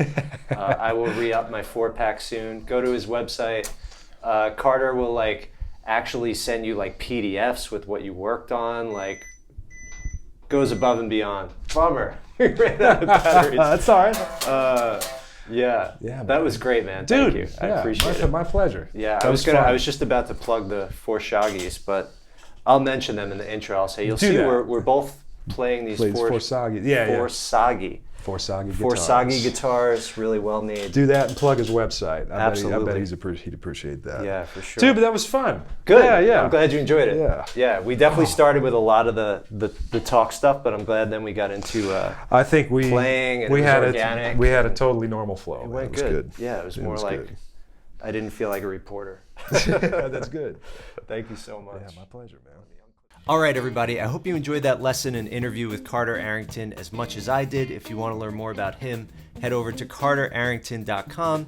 If you want to get the full POW Music learning experience and you like our teaching style with the Fret Live animations, head over to learn.powmusic.co, or you could access any of our courses in the description. Super Strummer, Soloing for Complete Beginners, the Fret Live Fretboard Mastery Program, and you could also join our Patreon community where you get tab, downloads, extended lessons, and all sorts of stuff to go along with what I post on YouTube. But for me, the biggest value is our twice weekly hour-and-a-half live guitar hangouts on Zoom, where we all get together and play and practice twice a week. Links to all of that is in the description. Before I go, I just want to extend a huge thank you to the following POW Music patrons: Jason, Shogun7, Nick P, Billy Paps, Pete Elliott, Sean Westfall, Wes Williams, Eric Pillez, Darren Jones, Dr. Ixlin, Andy, Dennis McNulty, Paul Weatherall, Hal Jones, T. Fletch, Dmitry Unkovsky, Greg, Joe, Wayne Evans, Jeff Lambert, Jorge Vaz, Jack Williams, Joe Prengle, LW, Dave Hubner, Fred Locke, Ruben Garcia, Kay Carter, Steve C., Jens Fischer, Joseph Alpert, Mu Zhang, Darren, Jonas, Jesse Jacobs, David McPherson, Michael L., Brent Owens, Andrew Gunthart, Jay Brilliant, Jake Martin, William Creighton, Donald James Grass, Chris Freeman, Stephen Pisano, Trampus Thompson, Kent Gresham, John Cushman, Baba Shetty, Derek Mickle, Sean Ellis, Jeff Weatherwax, Boomer Dell, and Joe Fleck. Thank you so much, and thank you to all of the POW Music patrons for helping to make it possible to provide all this free content here on YouTube. Thank you so much. Happy playing. I'll see you next time.